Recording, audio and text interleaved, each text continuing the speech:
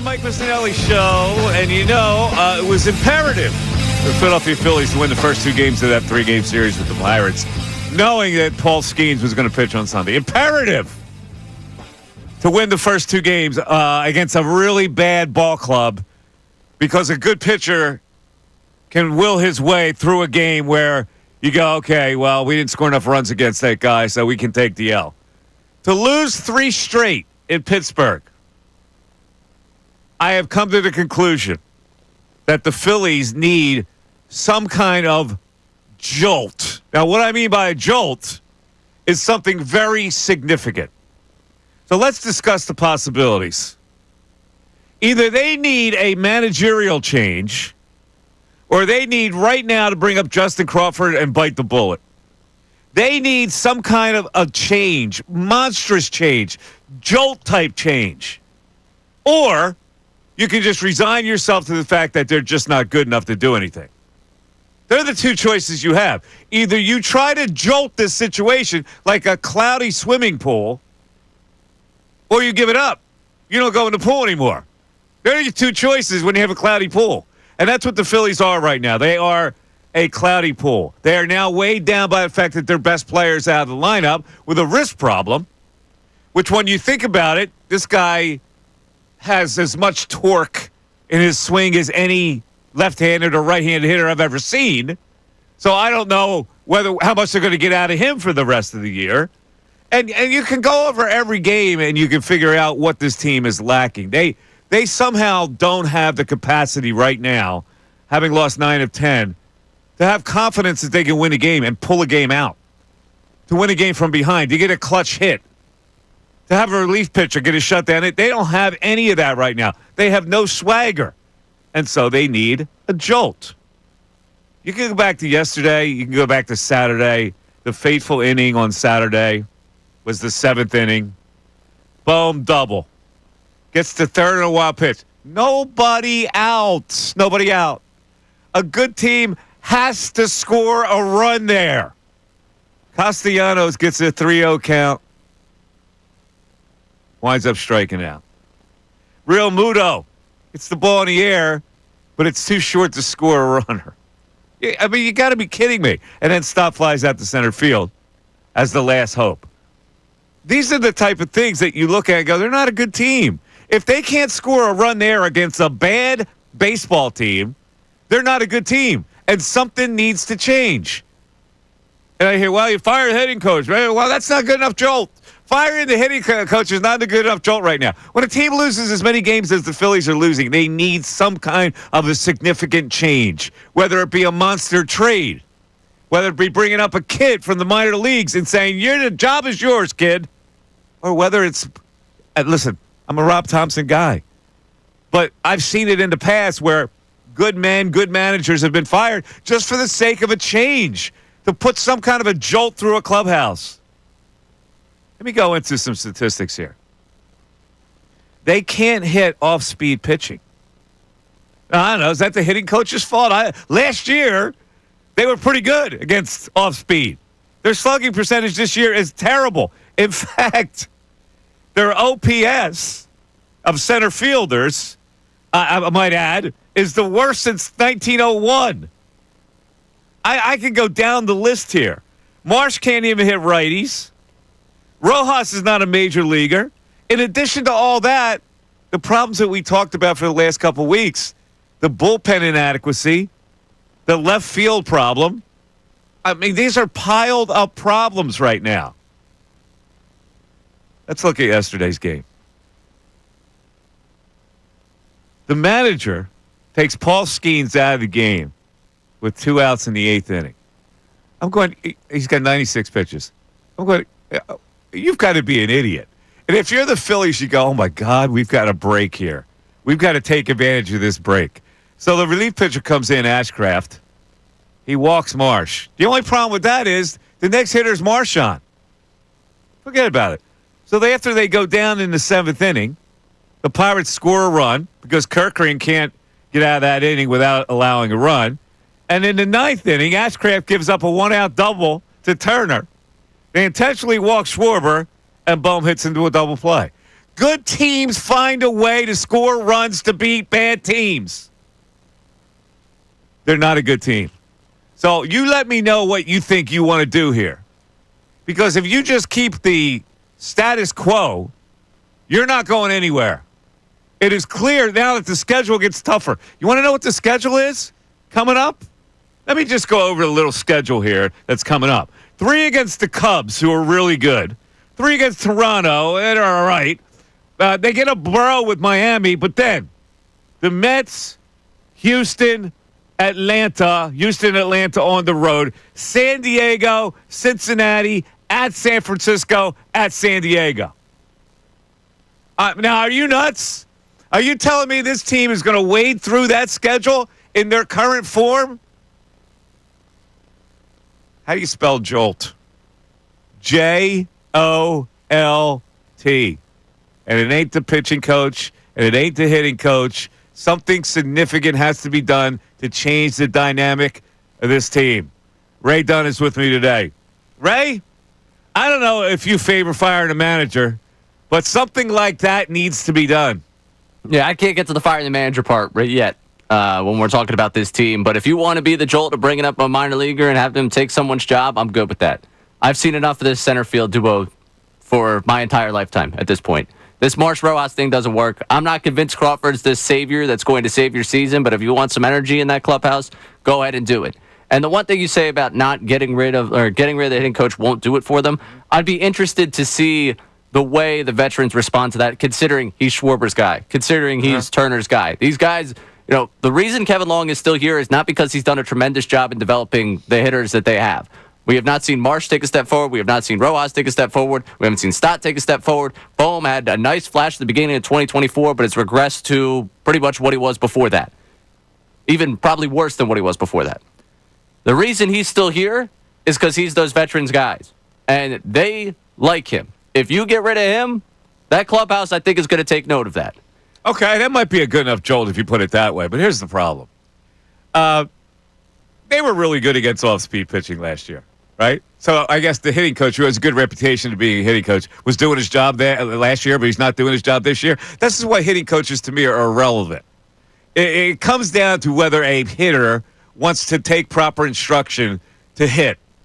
And it ain't the hitting coach. Did he suddenly become a bad hitting coach? Like, what happened? Did he go on vacation and forget fundamentals to give these guys? He's the same guy. Oh, I think it's way more on these players. And that's why when you talk about bringing up a minor leaguer to take one of their jobs, hey, Stott, Bohm, all these guys left that still have jobs that are going to watch Marsh and Rojas lose theirs to a AAA guy that's got a 60-plus percentage ground ball rate down there, who's not necessarily, I think, ready to do it at this level, but hey, because you guys haven't performed, we're going to give him a shot. I think that's a message to the rest of you. You're replaceable, all right? Figure it out. You have to develop at some point. You have to give more than what you've given so far. So go down, bring up the kid. At this point, what's worse than what you've gotten in center field? No, you need some kind of significant change. That would be a significant change. Really, like we can't keep going through this hoping that things are going to get better. Because right now, they're not good enough. In their current form, they're not good enough to do anything. Yeah, they may make the playoffs. Maybe they miss the playoffs. The way they're playing right now, and with this schedule, the way it increases in difficulty, they may find themselves in a hole where they're not a playoff team. So either you got to do something right now, or you resign to the fact that they're not good enough, and they got to be tweaked by this general manager. And then for this general manager to think that this team was good enough is almost malpractice. He made a value judgment on a left-handed hitting left fielder, which he didn't need. He needed a right-handed hitting left fielder. He made a value judgment on a center field platoon, and he made a value judgment on bullpen guys that were inadequate. The general manager has to take more of the heat, in my opinion, than the hitting coach. All right, Absolutely. We'll talk about it. Here's how you get in. It's 610-632-0975. It is the Mike Missanelli Show. A lot of Phillies talk today, right here on 97.5 The Fanatic. We want to hear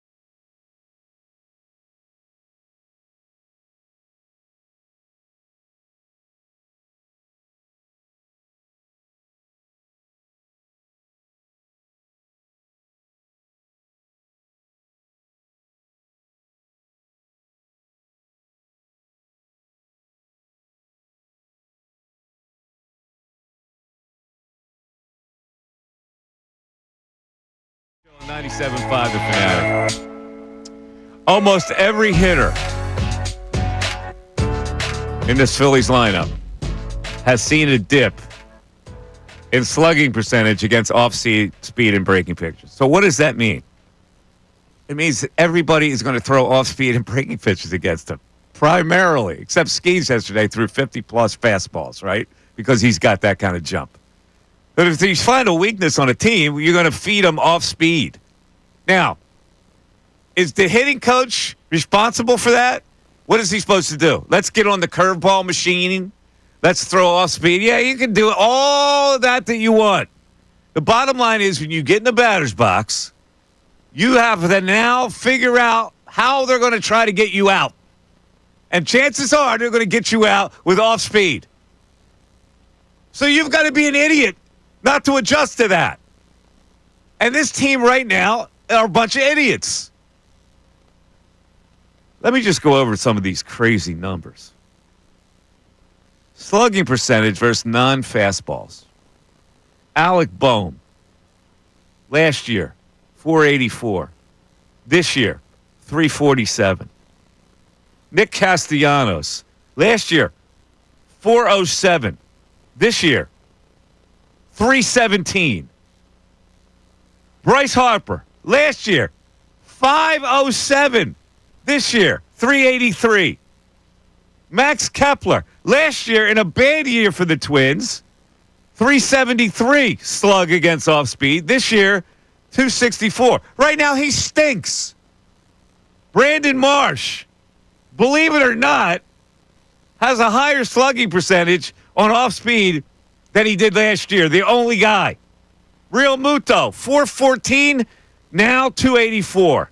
Johan Rojas, I don't even wrote Johan Rojas. I'm not even going to mention. Who cares? Kyle Schwarber, 462 to 381, and he leads the team in home runs.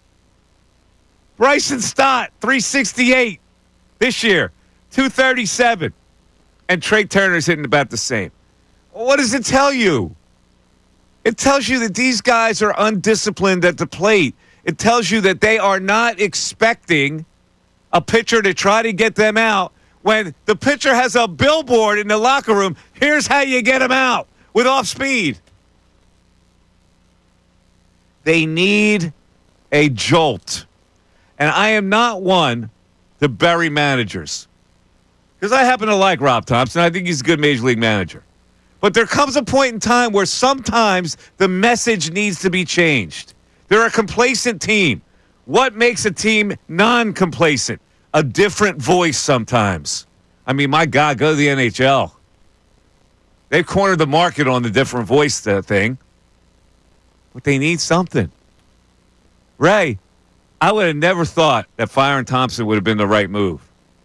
But now I think about any kind of change of significance could help this team because it can't get any worse.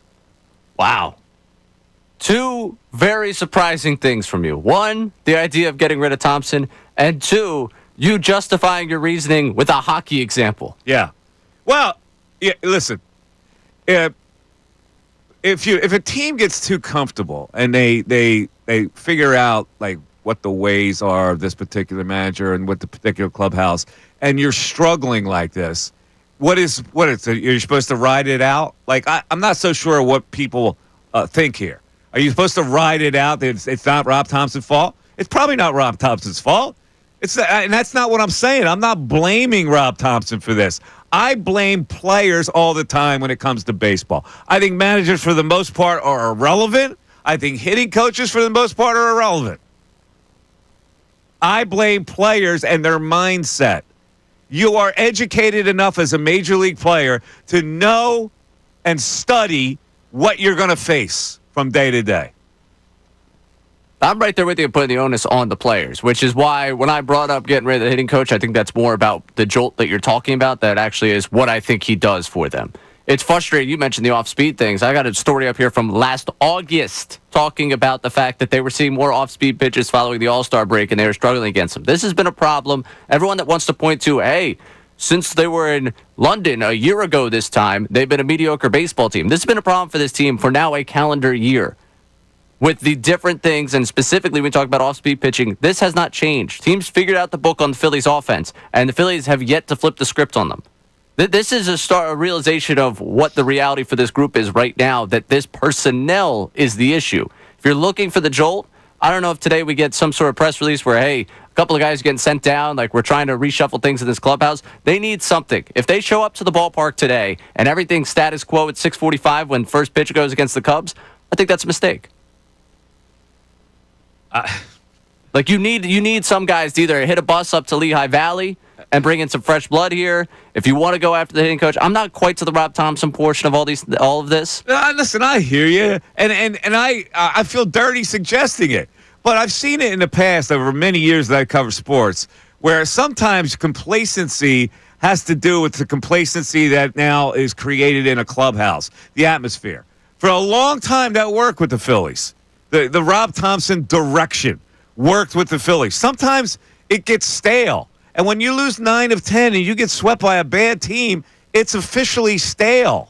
Is that complacency more on Thompson or more on the veterans of this team? No, it's more on the players. I always say it's more on the players. It's not about Thompson. But when you put a different guy in there, people go, it puts people on alert. It goes, all right, we haven't paid attention enough to our P's and Q's here. We got to, we got to have a different mindset. We got used to Topper and the way he did things, and we felt all comfortable with that. And now there's a new guy, and we got to impress that new guy, and blah, blah, blah. It changes your mindset. It changes it mentally.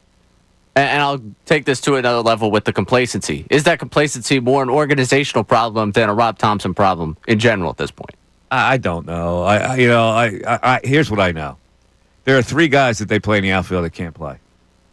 There are 3 guys that can't play. The left fielder can't play. Both center fielders can't play. Yeah. I didn't know if you were still including Weston Wilson as a part of one of the players that are out there. I don't even want to see him anymore. Like, this Weston Wilson, Johan Rojas thing, these guys are not major league players. I think it should be Wilson, at least one of the center fielders that gets on a bus to Lehigh Valley today. Well, and so you're going to call up Crawford? Yeah. Assuming he's okay, because the quad was a problem this week. Assuming he's okay, come on up. I don't have a problem. Like, what are you getting out of center field that we have to protect here? Who in that clubhouse do we have to protect here? Nothing. So here's the deal. If you bring the kid up, do you make him your leadoff hitter right away? No. You don't? No. See, I would. I would bring the kid up and make him the leadoff hitter right away, because they've got so many leadoff problems now. You don't know from your ear to your rear end who's the leadoff hitter from day to day. There's no consistency. So if you're going to bring the kid up, say, hey, you know what, kid, have at it. Be Kenny Lofton for me. It's all right. I got Trey Turner. I'll let him lead off. Nah. I'm not leading off Trey Turner. I'm going to lead off the kid. I'm going to hit Trey Turner second. I'm going to hit Bryce Harper third. I'm going to go back to what a conventional lineup should be. 610-632-0975. I'm steamed. Are Philly fans steamed? We're going to hit the text board. We got our leadoff hitter, Greg, coming up. I guess people aren't as steamed as I am. I walked into Sunday thinking, well, all right, they're going to lose this game, but that means they're going to get swept by the Pirates, which means Game 1 and Game 2 of this series is inconceivable that they could lose. It's the Mike Missanelli Show. We're back after this. Fanatic Sports Update. Swept by the Pirates. I'm Ray Dunn with this Fanatic Sports Update. It's brought to you by Bet365. Whatever the moment, it's never ordinary. At Bet365, download the app today. A dismal weekend of baseball conclude with a 2-1 loss to the Pirates as the Phillies have now lost 5 in a row, 9 of their last 10. Paul Skeens overpowered the Phillies lineup on Sunday, the 4th of the last 5 games where the Phillies have only scratched across 1 run in the game. If that's not enough for you, Bryce Harper hit the injured list on Friday with the wrist inflammation, so he's out until at least June 16th. Tonight, the Phillies start a 6-game homestand with a matchup against the NL Central leading Cubs. Zach Wheeler is looking to stop the Skids. He gets to start with first pitch at 6:45 down at Citizens Bank Park. The Eagles have mandatory minicamp tomorrow. It's their sole minicamp practice before they disperse ahead of training camp. Elsewhere in the NFL, earlier today, we found out the Packers released 2-time All-Pro cornerback Jair Alexander. And looking to the NBA Finals Game 2 last night, the Thunder win Game 2 to tie that series up at a game apiece. This update is brought to you by AAA Tire and Auto Service. Come to your local AAA Tire and Auto Service location and save $40 on any repair of $150 or more. Offer valid through June 30th. Details at AAA.com/mycar. I'm Ray Dunn in your home for the NBA Finals, 97.5 The Fanatic and 97.5thefanatic.com.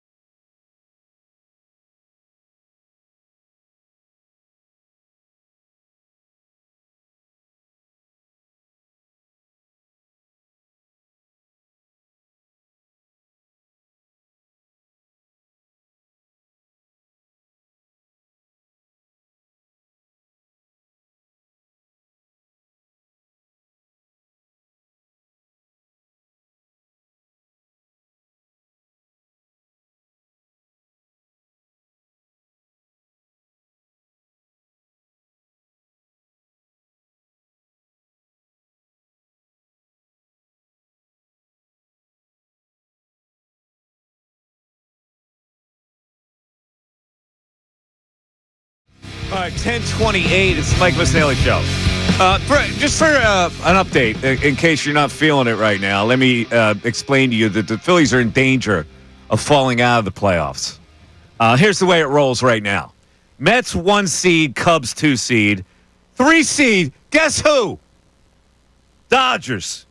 Then Padres, Giants. Phillies are the 6th seed right now. So even if they get into the playoffs, they would face the Dodgers in the first round. Meanwhile, the Cardinals are breathing down their neck with 36 wins to the Phillies 37, and the Brewers 35.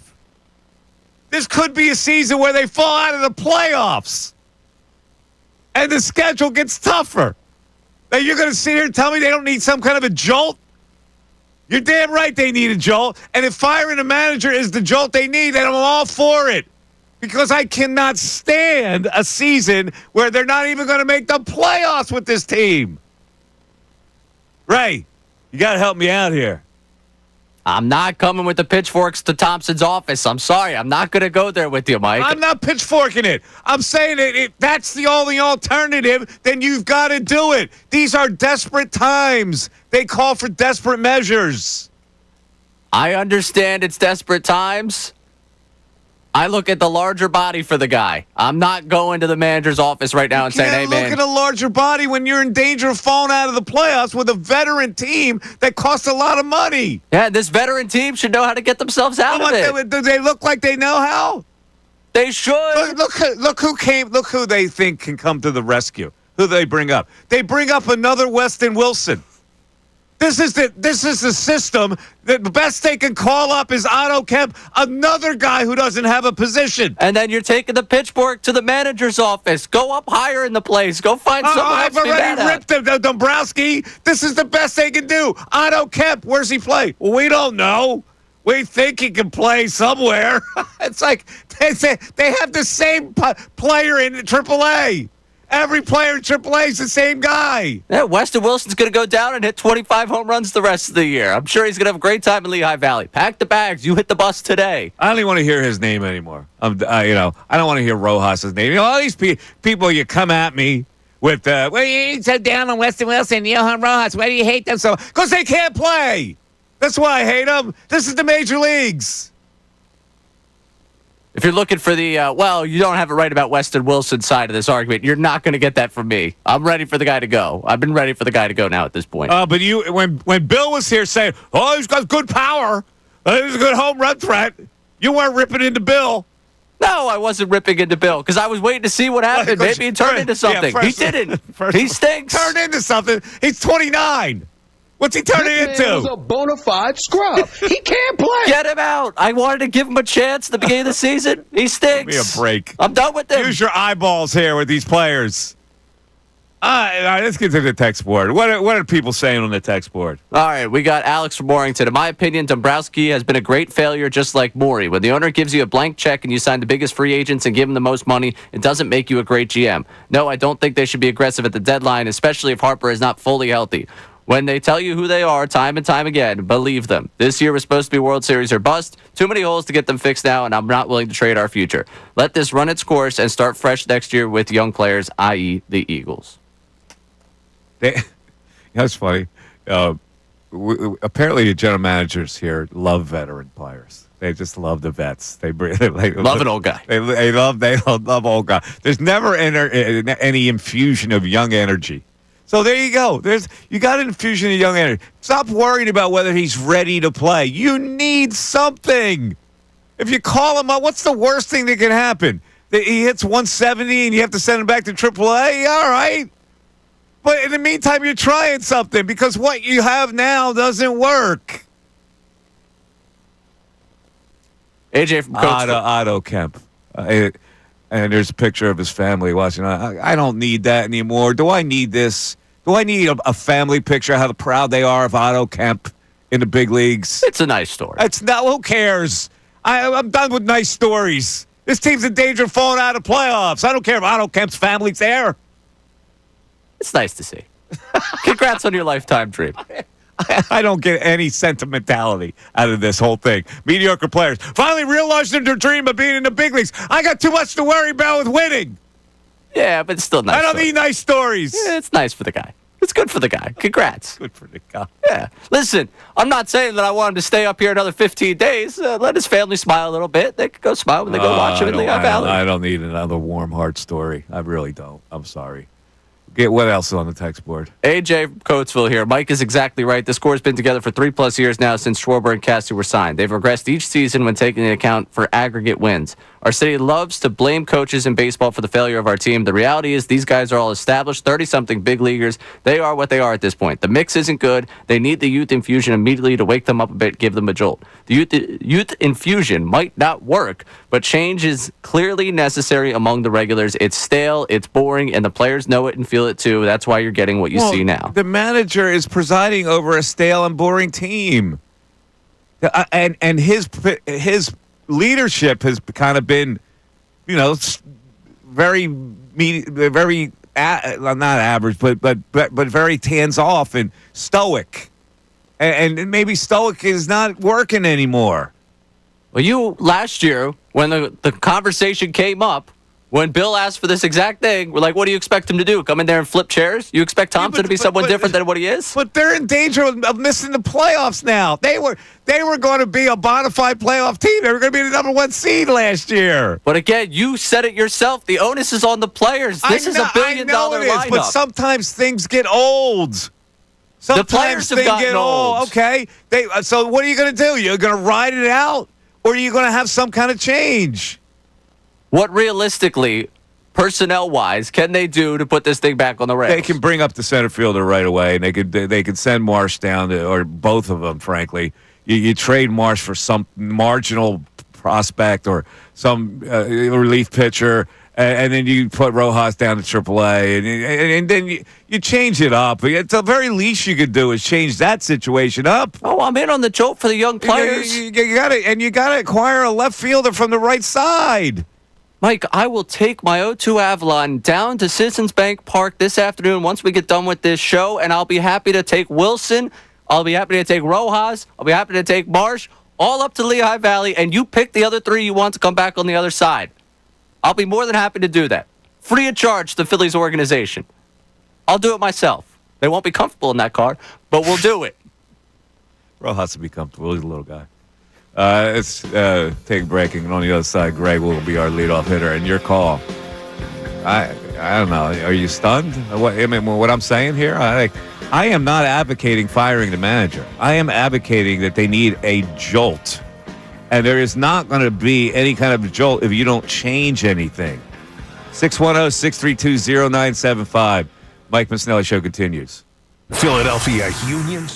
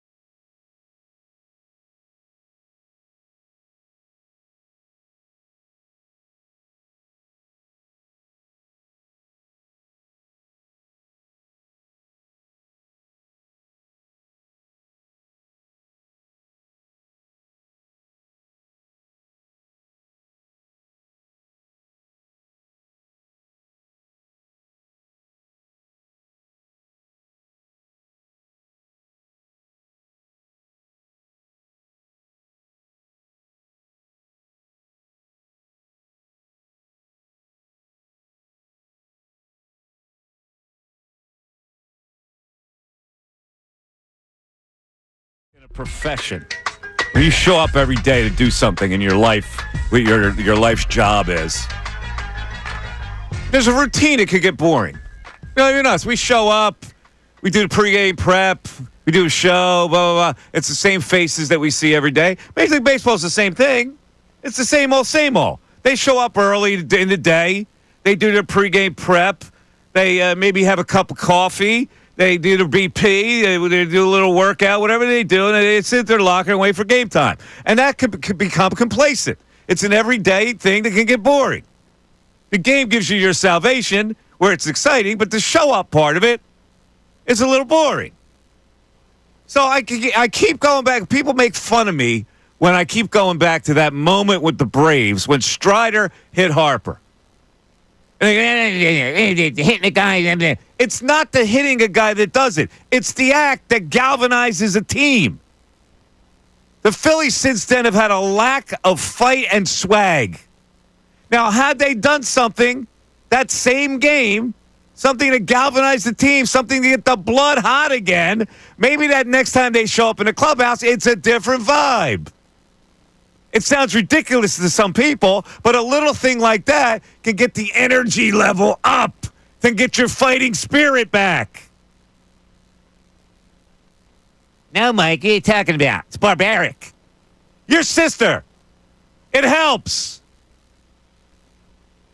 Let's go to the phones. Greg in Bethlehem starts us off. Greg, you're on 97.5 The Fanatic. Greg. Good morning, gentlemen. Good morning, Greg. Are the Phillies a mediocre team, or are they just playing like one? You know, it seems like the early part of the season, the success at this point looks like fool's gold. You know, how do you compete with the Mets and the Dodgers when they're going and buying filet and we're settling for cans of Spam? We have a bunch of Spam in the outfield and the bullpen. I don't know how to get past that.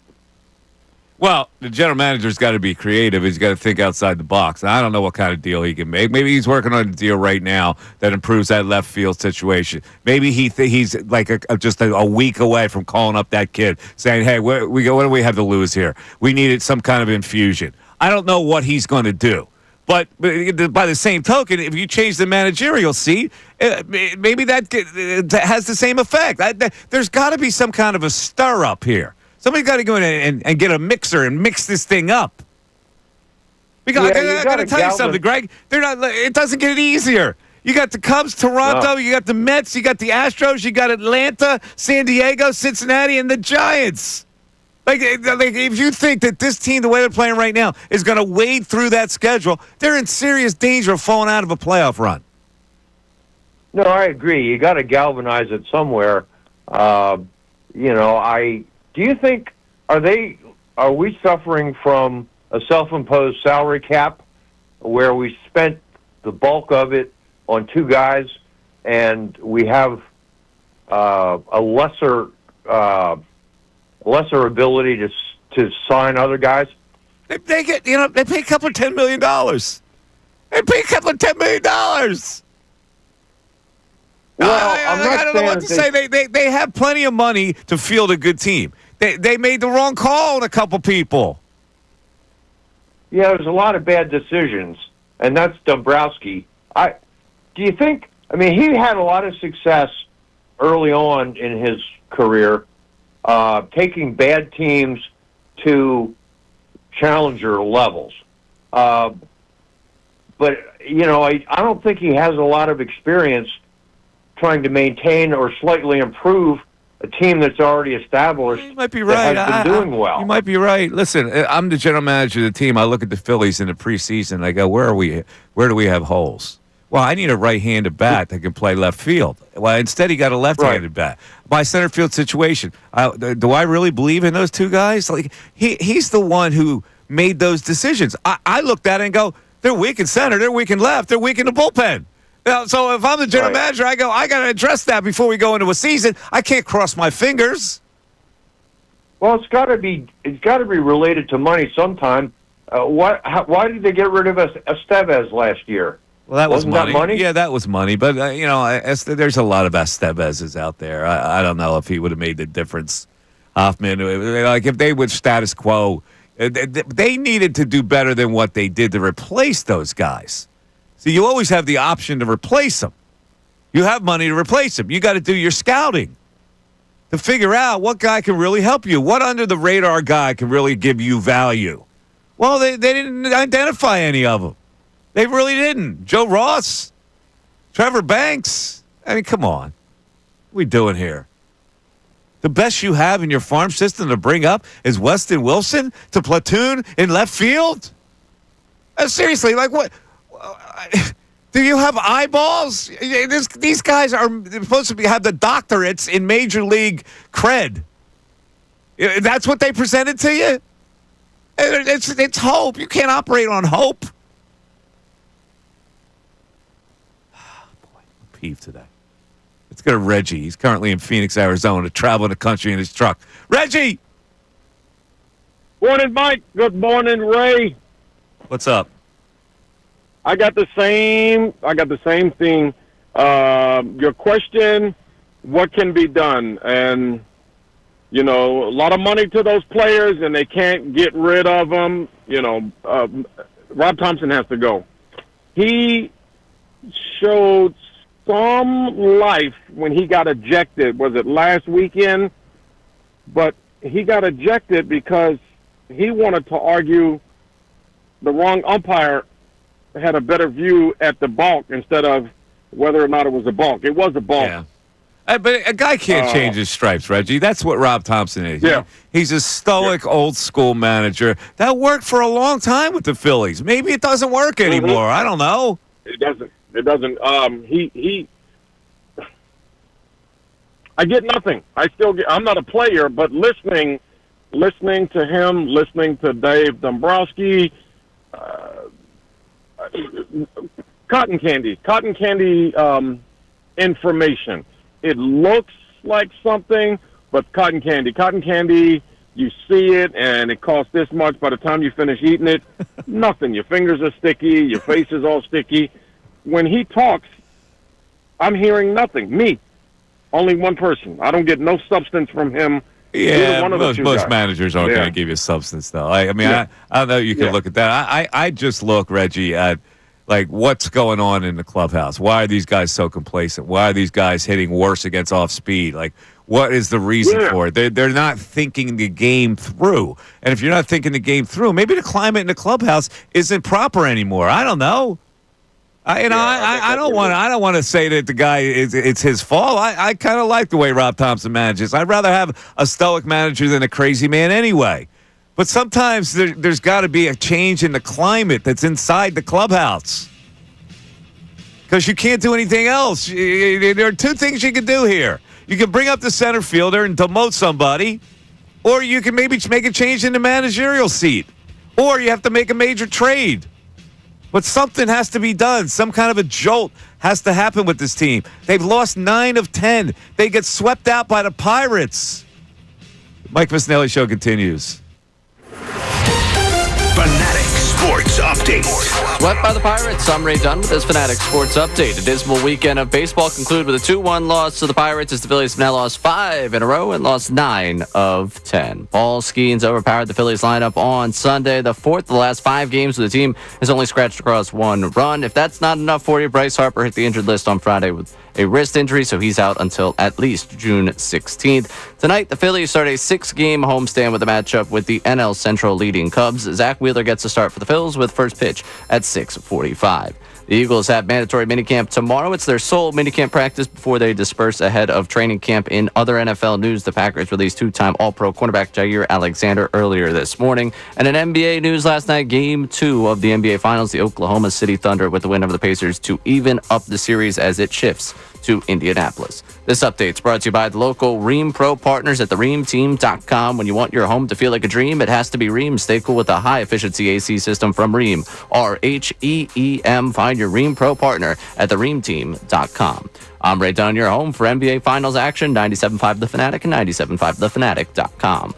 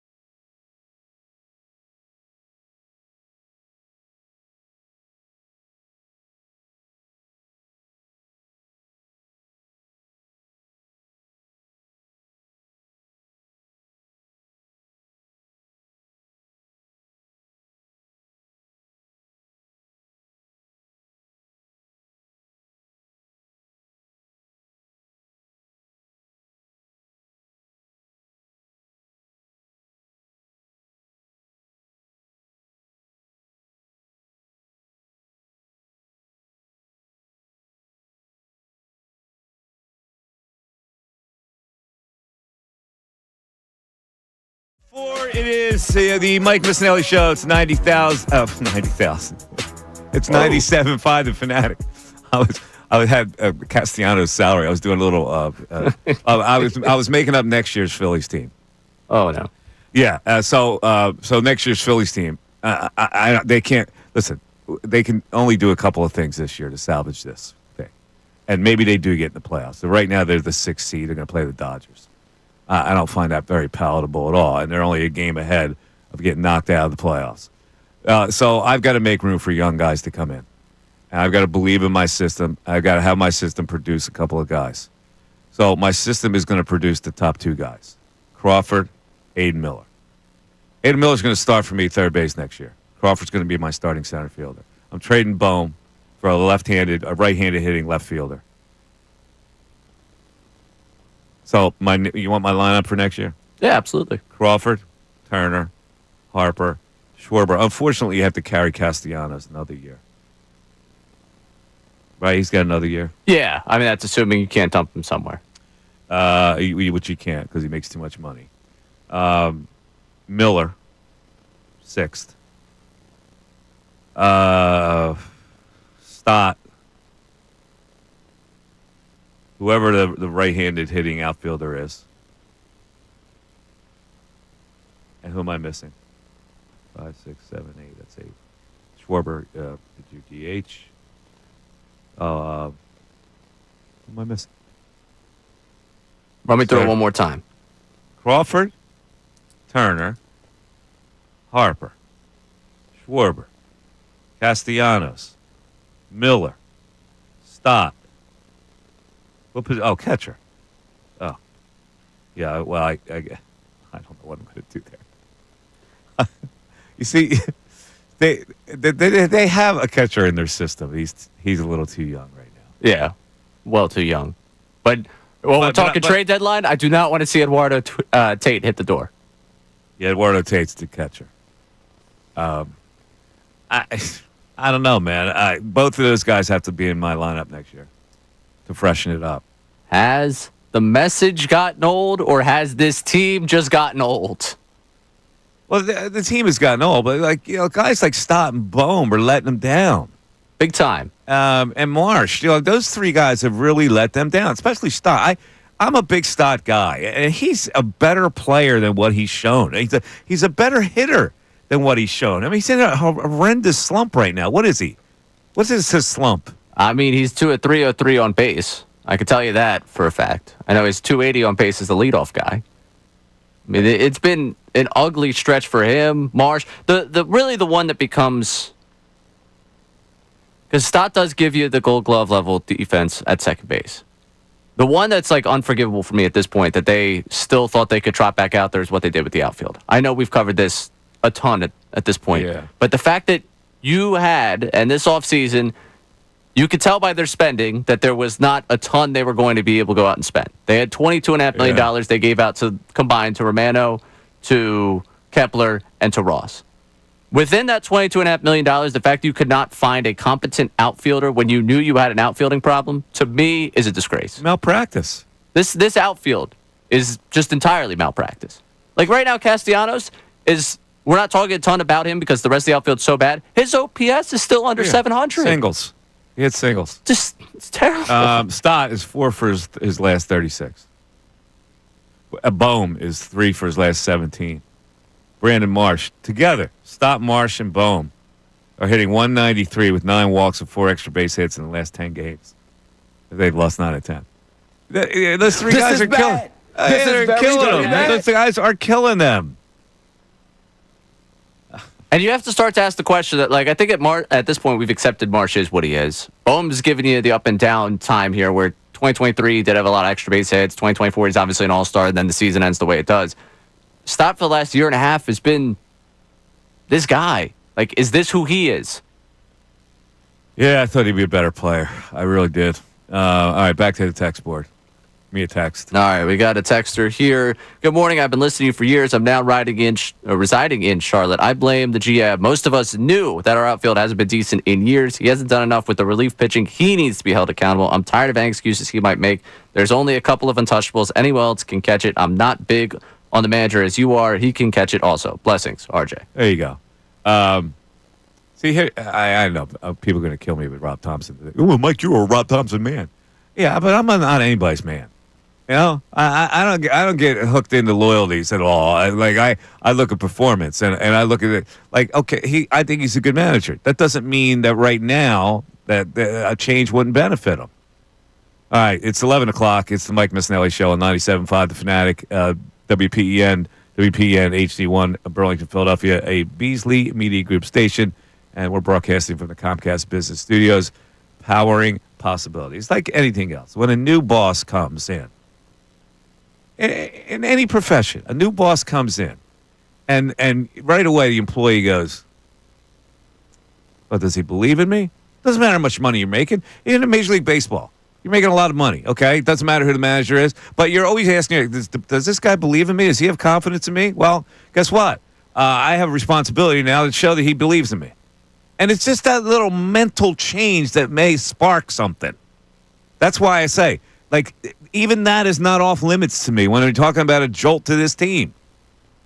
Let's go back to the phones. We'll start the 11 o'clock hour with Parker in Mays Landing. Parker, you're on 97.5 The Fanatic. Parker. Hello, folks. How are you doing? What's up, Parker? How you doing?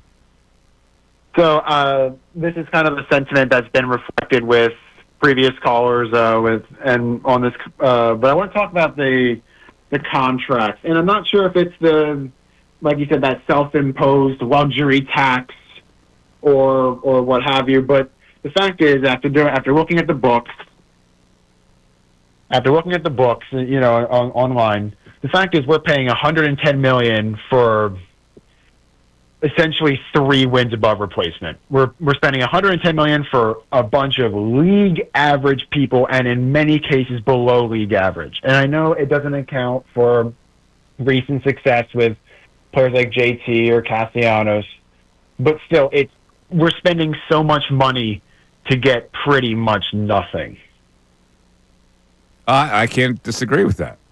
I really can't. When you sign guys to long-term contracts, and you know if you're not thinking about the back end, then you better hit early in those contracts, because the back end is not going to be kind to you. The back end's not kind to Castellanos right now. He's lost his power stroke, right? The back end to Harper. I mean, who knows what this Harper thing is going to be? You know, when you have wrist problems and you torque like he torques, like I don't know what's going to happen with him when he comes back. Yeah, I don't know.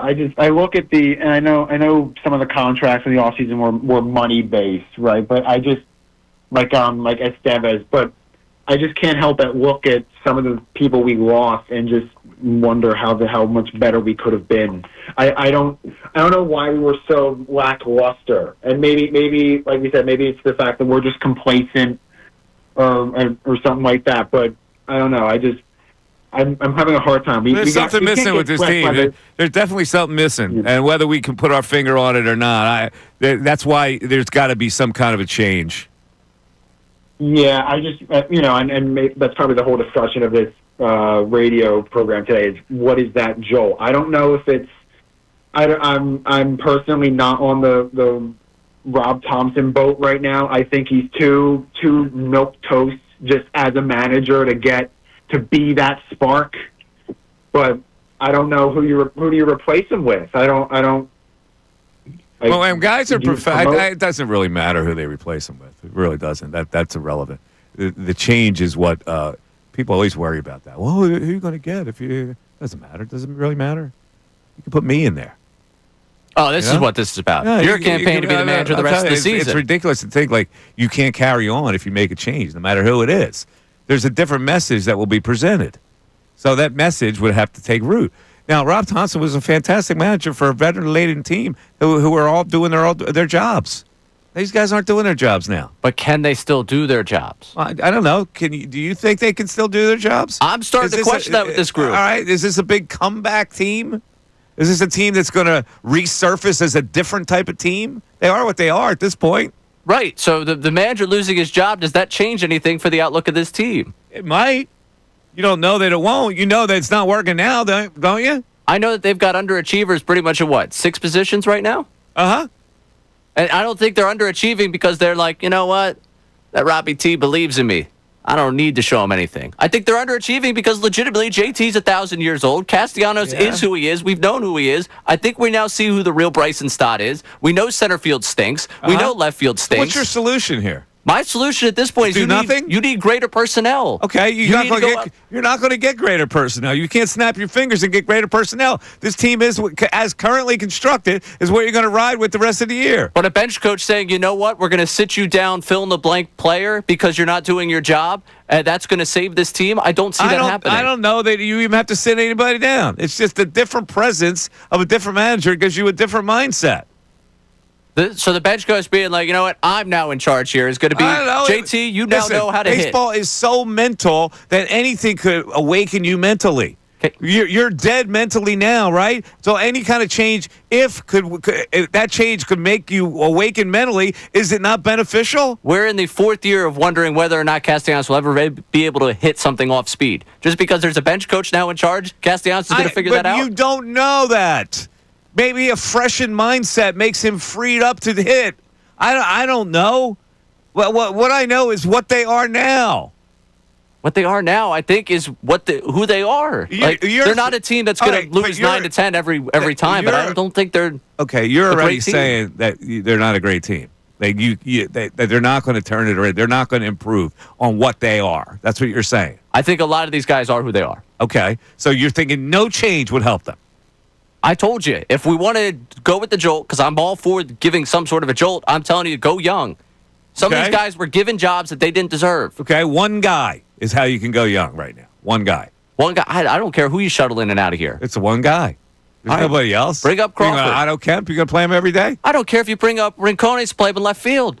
Okay. At this point, those two positions have been so dramatically bad that if you want to go grab anyone from AAA basically to show that none of your jobs are guaranteed, I'm cool with that. All right. I'm cool with that, too. I'm cool with any kind of change. But you're ruling out a change in the manager's seat, which I am not ruling out. Yeah, I'm ruling that out just because I think this is a personnel strictly thing. Okay. And I don't think the personnel is good enough. All right. 610-632-0975. Mike from Drexel Hills on deck. We're going to get to Mike and your car. I'd love to have a discussion on this. The manager is not off limits to me anymore. Okay? Now, that could be a revelation to a lot of people. But change is change. And if that's part of the change, then I'm all for it. 610-632-0975. Back after this. We want to hear from you. So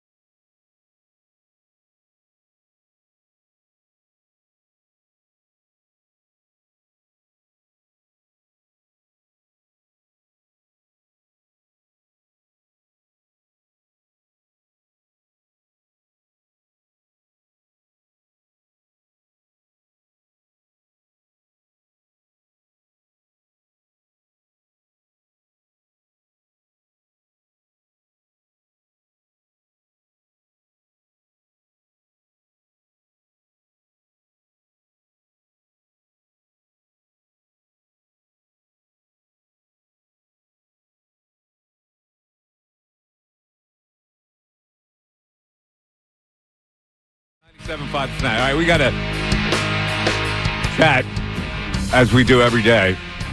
And we got texts all over the place.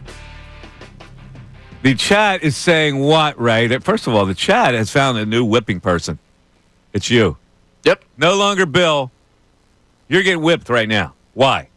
Yeah. We got one chatter, INS, who we love, who's always in here, who has actually made the comparison that I'm now Bill, which is so interesting to me, given the fact that I wear clothes that fit, and I disagreed with him on everything. Flex for him. Yeah, I'll give him a flex. But yeah, he's kind of leading the charge. Then those that agree with him are also being vocal in the fact that they want Thompson out of here. We did get Colby Kolb saying that Mike Miss for Phillies manager.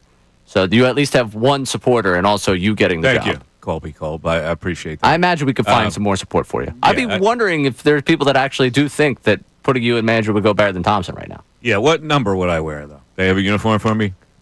What number would you want? I don't know. Who's wearing... I never had I was number 13, believe it or not, in college. 13. Yeah, they had a lucky number.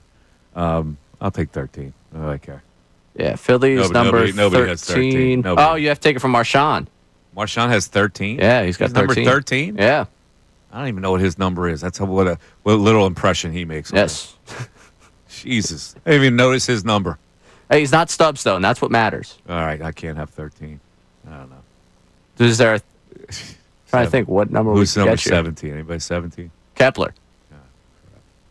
You got to go. Manager's number, you got to be up there. I feel like you got to be like a 50s, a 60, somewhere in Or there. a single dig. What could we get you? 6? He was, they're going to finally give out 6 after Howard to give it to you? 8? Alcho? Casty. I'm sure you could give Casty a couple bucks for number 8. I'm sure you'd be able to meet his price. Number 2. Number 2. Who was number 2? Do we have a number 2 here? Number 2. I like it. All right. Maybe we get you number 2. Give me number 2. This is going to be where we... Field general. Oh, yeah. Cody Clemens was the last one to wear 2. You're good. I'll take Cody's number. Yeah, there you go. Yeah, you joined a very I'll patrol. Listen, esteemed history here. Ben Revere, Chase Darno, Ben Revere, Tyler Goodell, Little Benny Josh Dribbler, Harrison. I used to call him. Little Benny Dribbler. See, I'm great at recognizing who can't play. I really am. I have an eye for who can't play. But, the biggest example of a managerial change in the history of this town goes way back to 1980, where they were complacent. They were a veteran-laden team. It was very good, but they were a little underachieving. And Dallas Green came in. Now, I'm not an advocate of the Dallas Green type of manager. I like the stoic manager. I get it. But that year, that represented a jolt, and they wound up winning a World Series out of it. The jolt was, I'll show this guy I can play.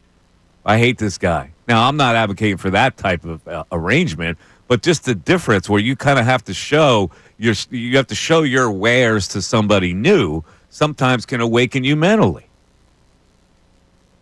And to me, it's not so much about what they've got.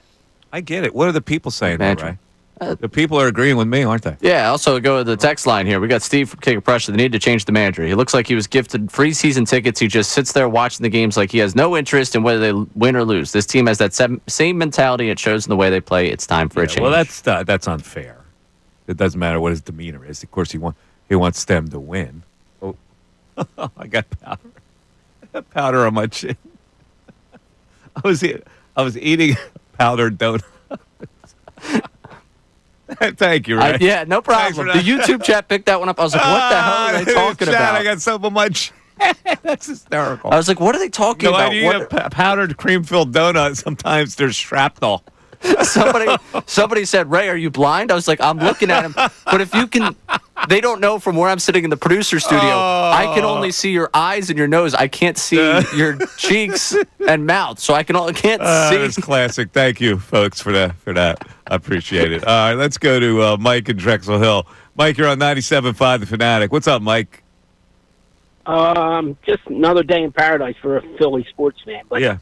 This is the last opportunity you have. I was telling your producer, the lady who took the call, that this is it because of the free agents. Suarez, I think Schwarber in his last year, these guys might not be here, or probably not going to be here. So you got to do something.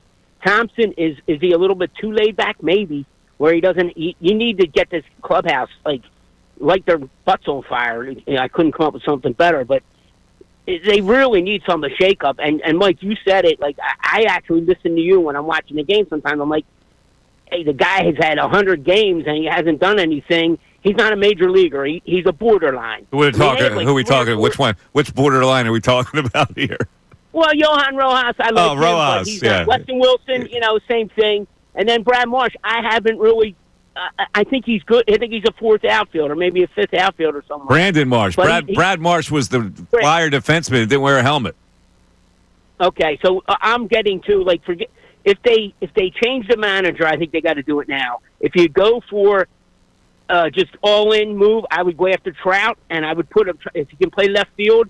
If not, you make Castellanos part of the trade because that team. The Los Angeles Angels of Anaheim or whatever the hell they're called now. Their ownership, they know about not much about baseball as Josh Harris knows about basketball. They traded away Tani, so it's just you really this is it. That's really my bottom line. This is it. They have to make a move to shake this team up and go for it because they have great starting pitching. They have some of the best starting pitching. They have very good starting pitching, unless Luzardo has shot himself in the rear end. And now the story is that he figured out what the problem is. That he was tipping his pitches. I don't know. I don't think so. If your stuff is good enough, right, and you know what's coming, and the pitcher still beats you, that means the pitcher's really good. Just because you know that maybe a curveball is coming in this situation doesn't make you a great hitter. Being able to hit it is what makes you a great hitter. Yeah, this tipping pitches thing only goes so far with me. I wouldn't be bragging about the fact we figured it out until he actually has a good start. Exactly. The whole, they think they figured it out. I would wait. If it were me, I would just wait until I pitch well, and then I'd say, yeah, we got to figure it out. We're good. Yeah. Because if he gives up, 7 runs next time he goes out there, we're all sitting here oh, yeah, real great job. Real bright minds that figured out that problem for him. Yeah. It is galling when the Phillies don't score runs that they should be able to score. Like that Saturday night. I'm still thinking about that seventh inning on Saturday night. Bohm gets a double, gets a third with nobody out. There's nobody out. There's no way you can't score that run there against the Pittsburgh Pirates. It's impossible. It's impossible not to score that run. And they didn't score it. What? And with a 3-0 count to the next hitter. I got a question for you about that game. That has to do with watching that game. Okay. A violation or not. Come on. Okay. All right. 610-632-0975. Room for your call on the Mike Missanelli Show, and the text board and the chat is humming. We're back after this. Fanatic Sports Update. Wet by the Pirates. I'm Ray Dunn with this Fanatic Sports Update. A dismal weekend of baseball concluded with a 2-1 loss to the Pirates as the Phillies have now lost 5 games in a row and 9 of their last 10. Paul Skeens overpowered the Phillies lineup on Sunday, the 4th of the last 5 games where the team only scratched across 1 run. If that's not enough for you, Bryce Harper at the injured list on Friday with wrist inflammation, so he's out until at least June 16th. Tonight, the Phillies start a 6-game homestand with a matchup with the NL Central leading Cubs. Zach Wheeler gets to start with first pitch at 6:45 down at Citizens Bank Park.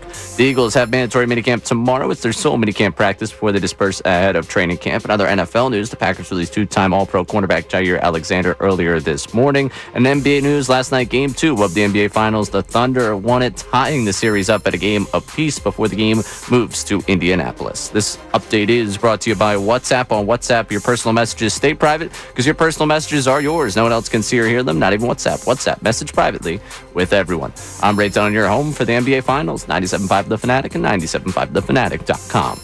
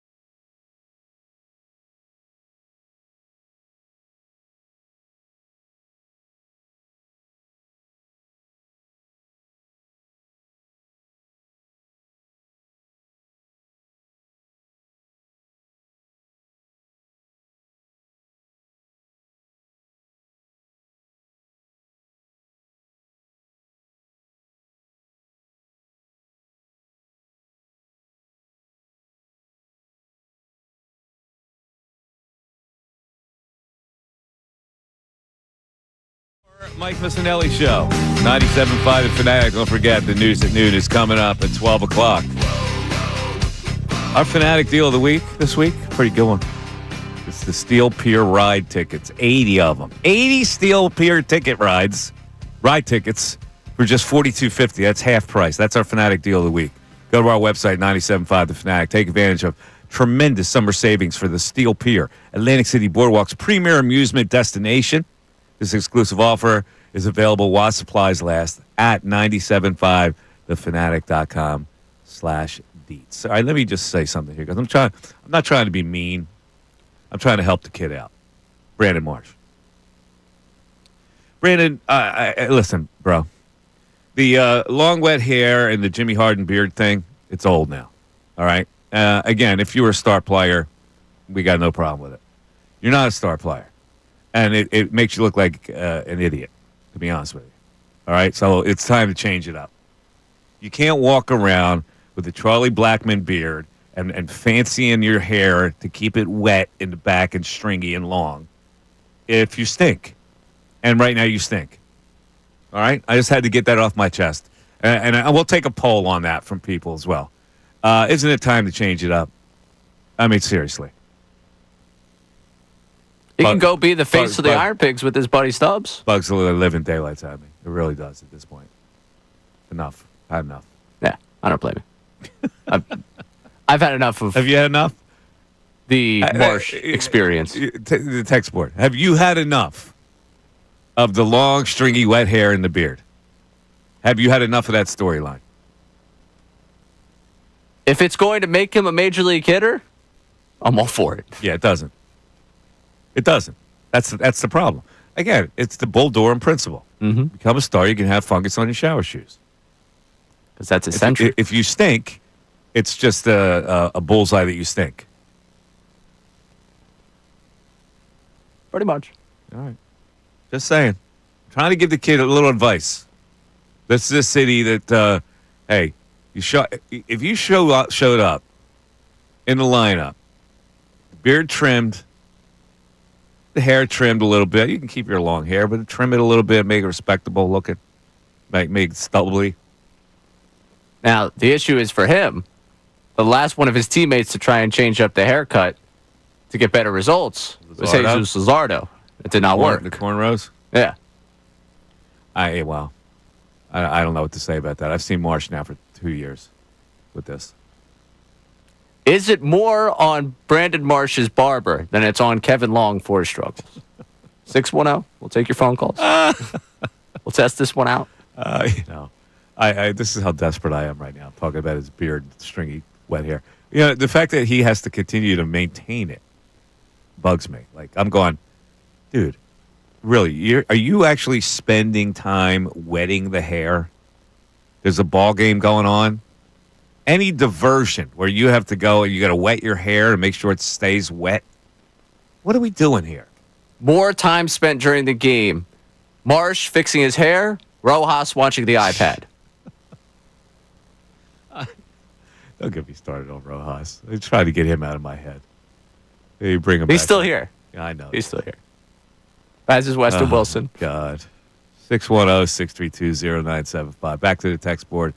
What do we have? All right, first-time text here. Mike, this team is entitled at this point. Need a change in personnel. They do nothing different day to day. Same malaise every single day. Mike from Woodbury Heights. Malaise, that's the problem. And the malaise needs to be changed by any means necessary, if I could paraphrase or borrow a famous quote. By any means necessary. And that doesn't take the manager out of the equation. I'm sorry, but it doesn't. And you can say all you want about it's not his fault. It probably isn't his fault. That doesn't mean that changes should not be made. All right, we got Matt from Cherry Hill here. Finally, someone on the text board that's coming alongside with the Thompson conversation. Changing the manager to instill panic is a mistake. These athletes thrive on confidence. Change the manager today is a greater chance on putting a lid on the season than it does providing a spark. We need to change something, however, but not Rob Thompson. However, we should look to bring up bench talent, see if they can provide the spark. There's one or two minor leaguers that could potentially come up here, get big hits, and big moments could be what this team needs to wake up and get their swagger back. All right, so losing 9 and 10 isn't panic. If I fired a manager, would be panic. Okay, I got it. They're in panic mode now. A change can only help. Is it panic It's mode? going to make worse. What? It's going to make it worse. We're going to lose nine of 10 more if you change the manager seat. I mean, it can get worse. They've right now. This is a terrible stretch. It's not yet a terrible season. That's worse. Like I'm with you with the jolt. I'm just not with you at saying, hey, the manager's got to go because something has to happen. Okay. I presented 2 jolts. You pick a jolt. Crawford. You want Crawford up here? That's fine by me. If they bring Crawford up, I go, you know what? That's a jolt. I'm good with that. Put him in a lineup, make him lead off. I'm tired of this leadoff hitter conundrum. I'm tired of it. Settle your damn lineup. Enough with the Stott Turner. I don't like that. I don't like that about Rob Thompson. I really don't. Listen, I don't like the fact that Stott's let off as long as he has. That was on. We were talking about that last week. So you want Turner as your leadoff hitter forever and ever? Every game. We have gone 2 years where they've said, yeah, you know what, we're going to do it. And then we get 15 games of it, and they're like, yeah, you know what, maybe not. All right. Like, the other option they look at internally to do that is Schwarber, and we know what that is. So why not give Turner the opportunity to do it? If he can't do it, then we go back down this rabbit hole of what should they do again. Right now, in the limited opportunities he's gotten to do it, granted it's been against left-handed pitching, so it's a little bit of a different story. It's gone well. He's having a good season. Reward him for his good season. Give him that leadoff spot. Whatever. You know, I don't know. If I'm bringing up Crawford, I'm making him my leadoff hitter. Let's change gears here for a little bit. Can somebody tell me why C.J. Gardner-Johnson thinks he's so relevant? Can somebody tell me this? C.J. Gardner-Johnson, in a, as they say, wide-ranging interview with KPRC2 in Houston, I assume that's a television station, went back on the Eagles thing. I feel highly disrespected, he said, but it's a business. Never was an all-pro or Pro Bowl. Never. Led the league in interceptions. What more do you want? People say he's a hazard. He's this, he's that. I've never been no hazard, bro. They got issues on me. That black ball ain't going to work on me because I got me a ring. I got me one. I got 3 more championships in me. I'm probably going to win the next 3. I'm going to get me another Super Bowl this year. Just watch. And he goes on to say about his Eagles situation. It wasn't about the money. If it was about the money, everybody would have gone. How can I say this in the most respectful way? Saquon deserved it. Zach deserved it. But the reasons behind it, the fans don't deserve that reason. It's deeper than that. The fans don't deserve it's about the money. Because if that was the case, my contract was safe. So what do they deserve, CJ? The fact that you were a punk? Is that what they deserve? They got rid of you because you were a troublemaker? What is he talking about, what the fans deserve? They pretty much know why you're gone. Big Fangio didn't like you. You were a little controversial. They had enough of you. That's why you're gone. Is that what you want? Would that have made it better for CJ if the Eagles admitted that? No. I don't know if it would have made it better for him at this point. I think we can kind of see through what they're saying. I don't think anyone took Vic Fangio at face value when he said he was fine with or that it was the salary cap thing. When he said that he was fine with it, we all got what the truth of was that he wasn't welcome here anymore. Right. Problem is they have to hit on this bet. They have to hit on the bet that they are going to be able to replace that talent in the secondary. Are we going to miss C.J. Gardner-Johnson that much? I think so. You think missed so? him 2 years ago. Yeah. He came back. He had 6 interceptions for you. He's a pain in the ass. I will give you that. He is annoying. Uh-huh. His ego is very clearly evident in all of this because he continues to talk about the Philadelphia Eagles, and he is the most scorn lover of scorn lovers when it comes to a team moving on from him. He will not stop talking about you until you are blue in the face talking about what he's saying about you. He forces this conversation time and time again, and that's annoying. But you can't deny a team that struggled 2 years ago with takeaways, got him back in their secondary, and he had 6 interceptions, and they ended up with a little bit of swagger on defense they sorely lacked the year before. See, I think guys like that, you don't need them after. You milk what they can give you. You squeeze some juice out of it, and then enough. All right, to rephrase this, do you think Reed Blankenship could be the best safety on a team that wins the Super Bowl? Yeah. You think so? Why not? Because it can't cover? Yeah, I mean, 2 years ago, right. it didn't work too great for them in that secondary. They went out and got an old Byard. I get you. Like, I'm just saying, like, that's, to me, the only thing that comes out of this is him saying that they could have kept me, they could have had me. If they truly could have kept him for salary cap purposes, was he a good enough player to keep? I think this coach is good enough to be able to re-rack. I really do. And I hope that I think by getting rid of a problem only helps how Fangio can re-rack. But is he good enough to deal with just who he is? Who are you talking about? C.J. Gardner-Johnson. You don't believe that he was good enough to deal with I believe he was totally expendable. Okay. I really do. I don't see him as totally expendable. Okay. I hope that they hit on this Bakuba pick because I don't think they like City Brown. I'm going to give you ammo because if the first game they get hurt because C.J. Gardner-Johnson's not there, then you got ammo. All right. I appreciate that. You can use all the ammo you want. Sounds good. I'll write this one down. Right, write that one Will down. I be able to get my own Ray? You were right all along. No, I don't know about that. But all right. We'll work on that. That was sarcastic. Yeah. That whole drop. Yeah. So the thing about Slay, he denies. He said, let's clear this Slay. He said the S word, but wasn't stuff. Let's clear this Slay stuff up right now. I got no problem with him. He's a respectable vet. I ain't never going to hate on someone like that. When that real Florida walk in that building, they know. Can you interpret that? What that mean? When that real Florida walk in? No, I got no idea. I don't spend a lot of time in Florida. I don't know what he's talking about. 610-632-0975. I would love to chat with you on this Phillies situation and anything else that's on your mind today. It's the Mike Missanelli Show. We haven't mentioned the NBA playoffs. You know why? I didn't watch it. Really? I didn't watch the game. I'm totally uninterested. Mike Missanelli Show continues. Andrew Salciunas.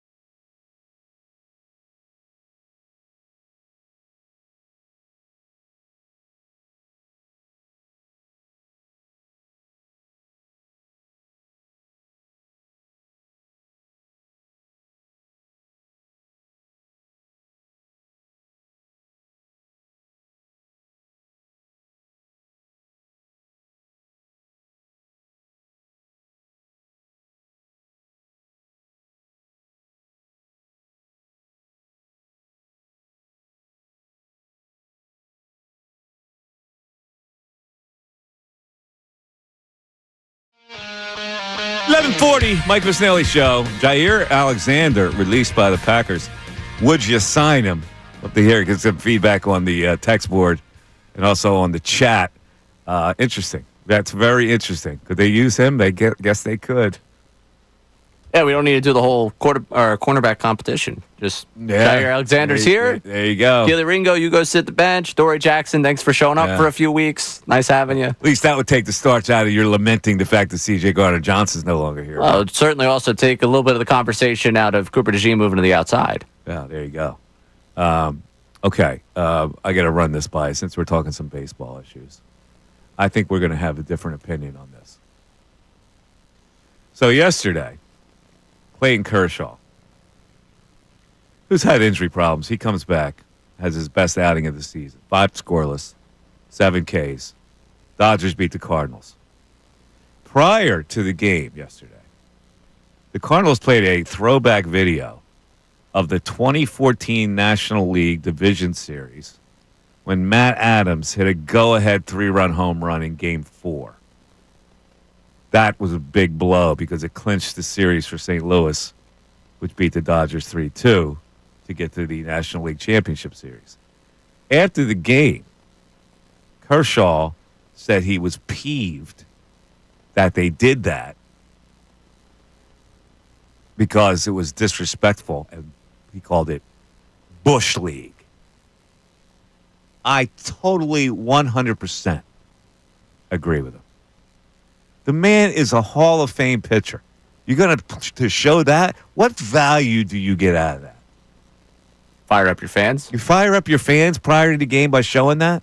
Yeah. Like he got a home run in 2014. The guy's a Hall of Fame. Have some respect. See, this is the difference between baseball people and idiots who run stadium promotions. Like that was, I guarantee you that the front office had nothing to do with that because they would have respected the pitcher a little more. You think the front office is running into stadium promotions today? Like, don't ever do that again. Guaranteed they are. Oh, come on. I absolutely 100% agree that because Kershaw said that, they go, yo, what are you doing, man? That was disrespectful. It's totally disrespectful. You're Clayton Kershaw, man. You're a Hall of Famer. Of course they're going to try and get one over on you. You don't need to be embarrassed like that. You're a Hall of Fame pitcher. It was if you were over a Joe decade Schmo, ago. that's fine.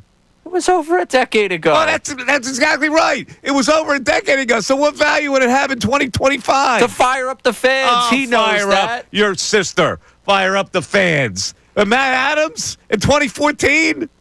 Yeah. That's an iconic Matt moment Adams, for the Cardinals. Did Matt Adams go to Slippery Rock? He went to a Pennsylvania college, Matt Adams. That big lug left-handed hitter, right?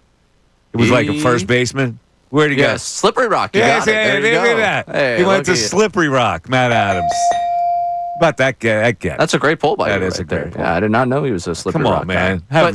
Have respect for the guy. Yeah. Hey, you know what you did? You gave him extra incentive to shut your ass out. That's what you did. Hey, good for Clayton Kershaw to have incentive in 2025 to still be doing this thing. I knew you would be on the other side of that. Yeah, well, I'm just a total lack of respect for the game you have. No, I don't. Yes, you do. I just enjoy the fan You're experience. Colarulo. The Folks fan have a lack of respect for the game. The fan experience is a fun thing. And if the fans are going to get fired up at the fact that they show a home run off of Clayton Kershaw that happened over a decade ago, you play it. Kershaw has been in this league long enough. Play it during the game then? How about they play it between innings? Why didn't they do that? Did Does they it think fit that, between innings? Oh, they thought that was too disrespectful? So before the game, they can play it, and it's not disrespectful, right? Mike, they could have played it like Kendrick Lamar played Not Like Us at the Pop-Out Show 6 times throughout the game. I don't care. If it gets the fans going, it gets the fans going. That's what your job is as stadium ops people. You don't care because you disrespect baseball. No, I don't. Yes, you do. You disrespect the traditions. Oh, my you disrespect gosh. the ability. A Hall of Fame pitcher should not be subject to ridicule. Poor Clayton Kershaw going out there on the mound because they showed a home run he gave up over a decade ago. It was Bush League, Ray. Oh, stop it. Bush League. Come on. Toughen up on this one. Kershaw needs to toughen up on this one. He consistently complains about everything. I would not have a problem. When you have a Hall of Fame pitcher, a guy who's earned his keep as a Hall of Famer, you back off. That's all I'm saying. You back off. That's needless. The small amount of gain you get opposed to the embarrassment is like not even on the same level. Who's embarrassed for the Cardinals organization today? I'll bet you the Cardinals front office is embarrassed. I'll bet you the baseball people are embarrassed. The PR people today, are they doing a statement today? We apologize to Clayton Kershaw. Well, we'll for see. Disrespectful we actions. shall see. If they do that, He that's made weak. it an issue, and he also said, I don't expect anything less from these guys. That's weak. Meaning the Cardinals have a Bush League organization. And then Bush League. How about that? Yeah. See what I did there? Yeah. All Not right. bad. All right, let's go back to the phones. We got Ian in, where is he? West Philly. Ian, you're on 97.5 The Fanatic. What's up, Ian? Hey, fellas. I'm calling in to educate the masses a little bit today. Okay. And so by no means am I a get-off-my-lawn guy. Also, by no means am I a Swiftie, a Taylor Swift guy. Don't really listen to her music. I respect the numbers she does, all that stuff. But for you guys brought up the CJGJ thing, which, is kind of dead news, but he keeps bringing it up, right? Mm-hmm. And I've been thinking this the whole time, and I haven't heard one person say this. And here's the deal. To CJGJ and all of his supporters and the people that are listening, right? So you wear a shirt to a parade where you've got Swifties watching, and he wears a shirt that says Swifties. Yeah. Right? Yeah. You got to take responsibility for your actions. And I guarantee you there's a 75% chance that shirt alone was the thing that pushed it over the edge. Mm-hmm. You think that Eagles fans are not Swifties? And do you think that Jeffrey Lurie is not trying to have Taylor Swift sell out the link? And do you think that he doesn't like that kind of stuff? So what I'm basically saying is to everybody who's listening, sure, you got the right, you got freedom of speech, whatever, but life shouldn't necessarily be an Instagram post, okay? Like, there's things for your actions and stuff like that, man. You got to take responsibility for the stuff that you do and realize there's more stuff at play than just getting sensational reactions off of your actions. Listen, I don't know if he cared about selling out the stadium. She would sell it out anyway. But it is disrespectful. Maybe Jeffrey Lurie didn't like it. I don't know. Did that push it over the top? I think he gave them enough ammo to push it over the top before he wore that T-shirt. He's a pain in the ass. If Fangio figured out he was a pain in the ass. Yeah, but the thing is, I mean, she's a major economic force, and her manager, I guarantee, had a conversation with them about it. But also, he did a lot to do it. But I'll tell you this, that he had a positive effect on the play of our team, and it's no coincidence that we went to the Super Bowl and went back and won with him playing. So it's a tough. I personally am a CJDJ guy, despite any controversy. But my only point is that you have to be understanding that there's going to be consequences for your actions and your opinions if you put them out in a public setting. That's all I hear you. That's a pretty good call, Ian. Now, I don't know. Is that the thing to push it over the top? I don't think so. Yeah, I understand what he's saying, and I'm sure that was like an eye roll for all of them. But if you're looking at the business angle of where Taylor Swift's going to play her concert, how many other 70,000 seat venues are you getting in Philadelphia? Yeah. Like, she's not coming to the link because of that. Like, is she going to do 5 nights at CBP instead of 3 nights at Lincoln Financial Field? Her manager called Lurie and said, you better release that guy. That didn't happen. Taylor Swift's pulling the strings at the NFL offices. I guess this is the relationship that everybody loves. That's the reason the Chiefs keep winning. Yeah, remember the T-shirt. It's like Swifties can, and it had the LIX in there. Yeah. And, it was immature. Like, yeah, it's ridiculous. I know I play the immature guy on this show, but even when I looked at that, I was like, all right, dude, come on. Yeah, very childish. All right. 610-632-0975. It is the Mike Missanelli Show. We got the news and noon coming up shortly. Your calls, your texts, the chat going on. The chat is agreeing with me that maybe Rob Thompson is not in the line of fire here, by the way. Am I right? Yeah. Okay. How come you're keeping that under your hat? I told you that. Yeah, but you're keeping it under. You're not publicizing it enough. Well, when you come to me, ask for the chat. Publicizing it enough. Yeah, the chat. You are the champion of the chat, Mike. I'm the champion of the chat today. Man of the people. That's correct. Champion of the chat. CC. Mike Missanelli Show continues. Fanatic Sports Update. Swept by the Pirates. I'm Ray Dunn with this Fanatic Sports Update, and it's brought to you by Bradford White Water Heaters. When you need a new water heater, choose one that is built to be the best. Choose Bradford White. A dismal weekend of baseball concluded with a 2-1 loss to the Pirates as the Phillies have now lost 5 in a row and 9 of the last 10. Paul Skeens overpowered the Phillies lineup on Sunday. It's the 4th game out of this 5-game losing skid where the team has only scratched across 1 run. And if that's not enough for you, Bryce Harper hit the injured list on Friday with wrist inflammation, so he's out until at least June 16th. Tonight, the Phillies started 6-game homestand with a matchup with the NL Central leading Cubs on tap. Zach Wheeler getting the ball tonight with first pitch at 6:45 down at Citizens Bank Park. The Eagles have mandatory minicamp tomorrow. It is their sole minicamp practice before they disperse ahead of training camp. In other NFL news, the Packers released 2-time All-Pro cornerback Jair Alexander earlier today. And in NBA news, the Thunder won Game 2 of the finals last night, tying the series up at a game apiece before the series heads out to Indianapolis. This update's brought to you by WhatsApp. On WhatsApp, your personal messages stay private because your personal messages are yours. No one else can see or hear them, not even WhatsApp. WhatsApp, message privately with everyone. I'm Ray Dunn, your home for the NBA Finals, 97.5 The Fanatic and 97.5thefanatic.com.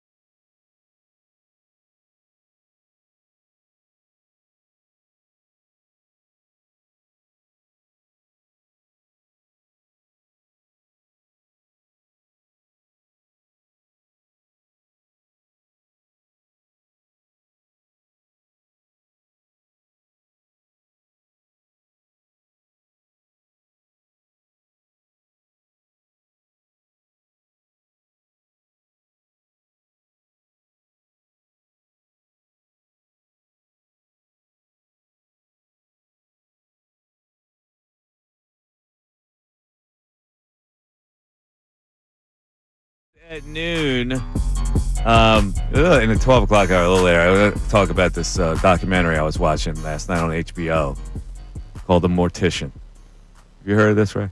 I have not. This guy, he went to jail for it. This guy was owned a crematorium. And he was commingling bodies. Oh? At the same time. He was burning multiple bodies at the same time. In other words, the ashes he were giving the family. You cannot, they weren't the actual ash of the person who wanted cremated. Combination of a number? It was just a bunch of ashes. Like they would fill buckets worth, trash cans full of ashes, and then just scoop them in an urn and give them to the people, saying, "Here's your loved one." That's terrible. It's ghoulish. Yeah. Plus, he started digging up bodies.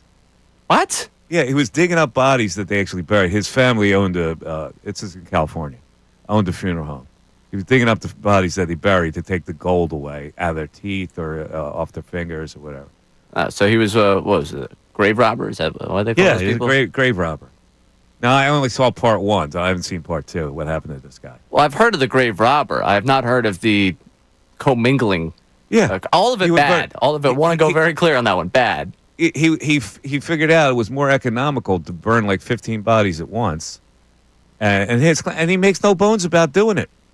Like he has no apologies. He has no apologies. So then they're not a person anymore. It doesn't matter what ashes you get.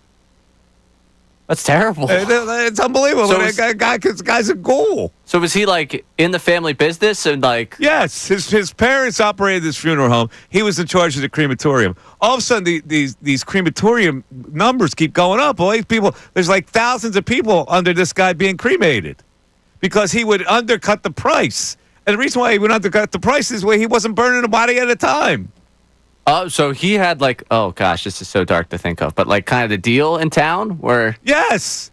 So And he the reason he cornered the market. Oh, that's terrible. on cremations, and somebody called him out on it. This other funeral guy was giving him like a hard time and trying to create controversy against the guy. He wound up having the guy killed. What? Yes, this story is deep as hell. You said this is HBO? It's called The Mortician. It's on HBO. Oh, this is so dark, but unfortunately, it's very much piquing my interest here.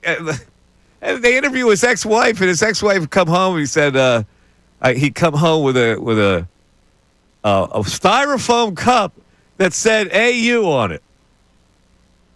You know what AU is? Gold. Yes. So he was teeth. He was extracting from the bodies and cracking the teeth in his garage to get the gold to sell it. No, I don't want to believe any of this to be real, but I also do want to watch it. You got to watch this thing. I'm telling you, it's wild. Let's go to Tom in Alabama. Tom, you're on 97.5 The Fanatic. What's up, Tom? Yo, Mike. What's up, Tommy? How you doing? Okay. Yo, Ray. How you doing, brother? Doing great. Good deal. Hey, Mike, I talked to Ray a couple hours after the Eagles won the Super Bowl, and I had a hard time forming words. He didn't know how to take me, man. I hear you, brother. I hear you. Hey, real quick, and what I think Mike was trying to get across to you, Ray, is take a look at Clayton Kershaw's numbers, okay? They should be building a damn wing for him as we speak. His numbers are gaudy, man. Totally disrespectful for the Cardinals to show that home run. Yeah, I mean, I got to agree with you, man. I mean, they got to pull that video, out. Please save it.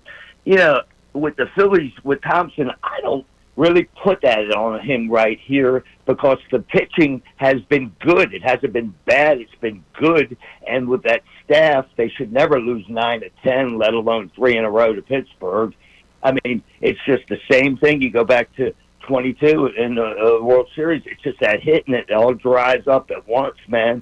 And it's just there's too many pockets in there. And Baum and Marsh should be at AAA. They should not be at a major league level right now. You take a look at up the middle. Realmuto can't catch up no more. He can still field his position. But that outfield, too, he gets Kepler in the offseason. That guy sucks, man. He could have got Alonso. Alonso slayed out there, and he lingered and lingered and lingered. That right-handed bat, he could have put him on first and stuck Harper out there.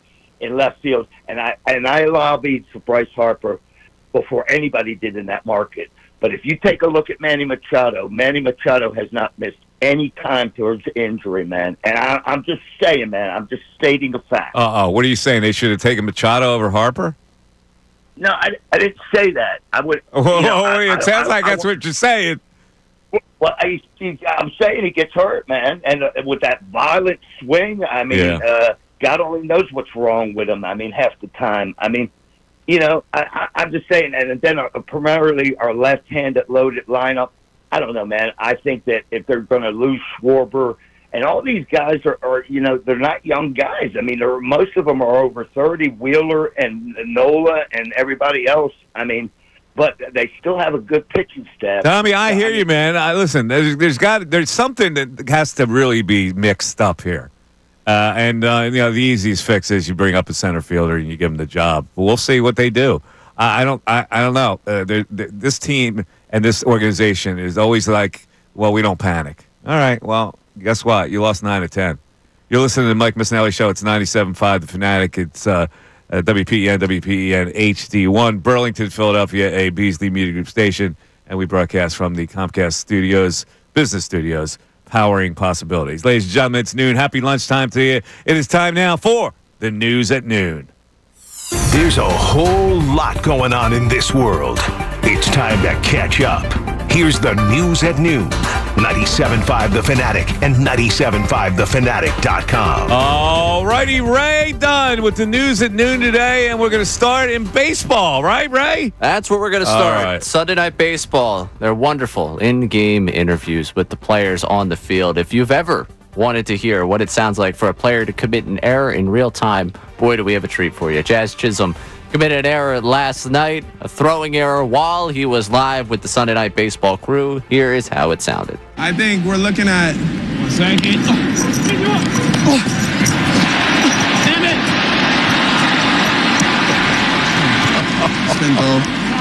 Spin throw is right. Difficult play. Difficult. Yeah, that's all right. That's classic, man. That's what you put yourself up for when you take that microphone and you're talking all of a sudden everything's well and good until balls hit you. The 1 second to the damn it was just, to me, perfect. Did he curse? He said damn, yeah. All he said was damn it. Yeah, he didn't get the full. He didn't get the GD in there. No, he did not. He didn't get the F in there. No. Wow, no, see, that showed a little decorum. That was. Now, I'm curious. Most of those guys, when they do commit an error like that, the F-bomb comes out.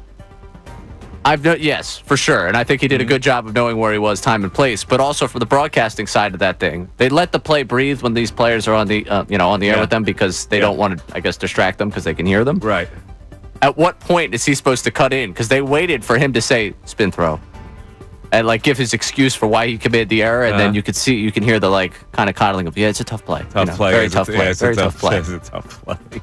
You're okay. Call Ravitch, that is, right? Yeah. Call Ravitch. Tough play. Tough play. You don't have to do that, you know? Well, when are you supposed to jump in? I'm curious, because I know you love to do the announcer analysis I would here. say, uh-oh. Yeah. That's what I would have done. And let him take it from there. Uh-oh. Certainly not smooth jazz going on the field. I got to ask you a question. Because a lot of people are thinking the same thing. Does that us talking to you distract you on that play? Yeah. Hey, do you want to blame us? Yeah. We'll get off the... Yeah. I would take a bullet by those guys. What do they got to lose? Nothing. ESPN's not going to have baseball after this year. They quite literally have nothing to lose. There you go. Number two story. Right, back to the NBA Finals. The NBA Finals are going on? Yeah. They are? Who's they playing? Are. It's the Pacers and the Thunder. I can't believe I didn't watch the game last night. That's okay. All right. I'll have an admission on that one, too, when we get to that conversation. All right, go ahead. Tyrese Halliburton, that game winner, did not get Mike Breen's signature bang call. Yeah. And that had NBA Twitter abuzz. Well, early on, first quarter, Halliburton hits a 3 in game 2, and this is the way it sounded. Halliburton fires three-pointer. Bang! I owe him that one, so I had to do it early. Is that the earliest bang in the history of the NBA Finals? Apparently. That's pretty good. Yeah, Breen's universally liked. Yes. I will say the Jefferson laugh there sounded a little forced. Yeah. Little force there. A crew that's under a lot of scrutiny right now. They are. Doris Burke. Everybody's rallying around Doris. Right. A lot of scrutiny out there for that crew. A little bit of a forced lap there. Also, I'm a little disappointed, Bree. Why? Don't give him the bang call for the first quarter 3. Glad to get it out of the way. No. He was taking a lot of heat. Had to get the bang out of the way. Yeah, but I don't blame him. No. I wouldn't have done it later. Early sounds fine that you know what's up and you threw the bang out there. It diffuses the whole situation. I would have wanted to knock it down, and then you jump into the aside about the fact that you got called out for the bang. Yeah. You're cheapening the bang. Yeah, but you're making it a point to cheapen it. Yeah. You know, you're making it obvious that you're cheapening it. So that makes it okay. Yeah, but like now, if you would have forced the bang without addressing it, I owed him that one, then it would have been forced. it just kind of feels like a cheap bang. I know? think it's okay. But anyway, with Doris Burke, you like her or not? I like the analysis. I don't think this 3-person crew is, you don't like this is crew? doing it. I don't think it's doing it right now. Doris, do the NBA for us. Do the NBA games for us. That's stupid. All right, what's number 3? All right, number 3 for you here. I have not brought up the Luka trade in a long time, and I didn't plan on doing it at all for a very long time. I just like the fact that Don Nelson gets the Chuck Daly Lifetime Achievement Award from the NBA and decided to use his platform to come out with a scorcher of a take. Just a scorcher of a take. And Luca, too, my dear friend. As a matter of fact, I want everybody to know I'm wearing Luca's shoes, his new shoes from Nike. Just got on the market, and I'm wearing them in protest for the trade from Dallas. I think it was a tremendous mistake by the Dallas franchise to trade him, and I want everybody to know that. Everybody needs to know that he doesn't agree with the Luka trade. It's your Lifetime Achievement Award day, and you decide while you're sitting up at the podium. I just want to make sure everyone knows I'm wearing Luka's shoes, and I thought the trade was bad. Because universally, the trade has obviously been loved by everyone across the board here. Is it the place, the time for that one? Don sounds terrible. How old is he? Considerably. Yeah, he doesn't sound like he's got his wits about him. Don Nelson is 85. Man, he sounds like he's 95. Yeah, I was going to say, I thought he was older than that. Yeah, well, I don't know what's going on with him, so I'll excuse him. But I don't know about that trade. I think in the long run, it's going to benefit the Dallas Mavs. You've been on this side for a bit now. I'm just saying, the Luka thing didn't work in L.A., and who knows if Luka is a winner or not. Maybe they did the right thing. I don't know. They're getting Cooper Flag now, so everything's good in Dallas. Which, by the way, last week I didn't bring it up on the news at noon, but Adam Silver, patting the Mavs on the back for not tanking and then getting the first overall pick, doesn't help the whole this thing's fixed crowd. No. I don't believe it's fixed. I'm not telling you it's fixed, but those people felt like they got a lot of ammunition last week. Yeah, I got you. I don't know. The NBA played, though. You're telling me. No, I don't think they gave it. It was the Pacers and it was Oklahoma City. Yes, Pacers and Thunder last night. There is a series going on. There is a series going on. Okay. Even up at 1, actually. Yeah, I missed it. Well, that's why we got sports updates for you. Don't worry. 610-632-0975. That's a violation on me, man. It really is. But I'm not interested in it. I'm not interested in OKC versus Indiana. I'm sorry. And I love basketball. These two teams don't do it for me, even though they're really good. I'll admit something to you. I got problems. Mike Missanelli Show continues. ESPN's Adam Schefter.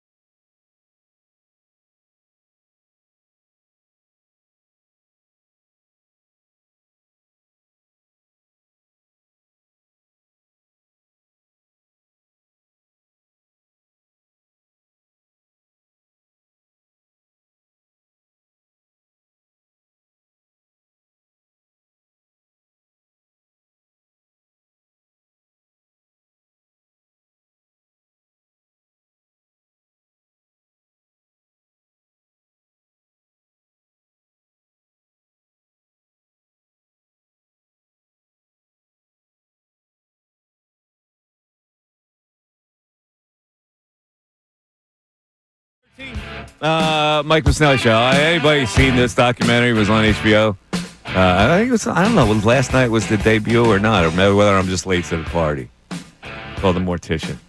It's an exploration of this 1980s criminal case that the Lamb Funeral Home in Pasadena, California. This was the co-proprietor, the guy's name is David Sconce.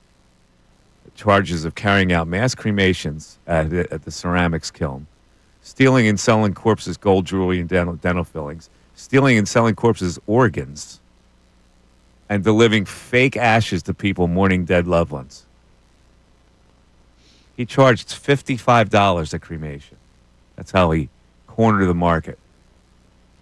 Oh, people can't see the face I'm making. I'm like physically ill by the conversation. It is a physically ill subject, but I'm wondering like the depravity it takes to do something like that.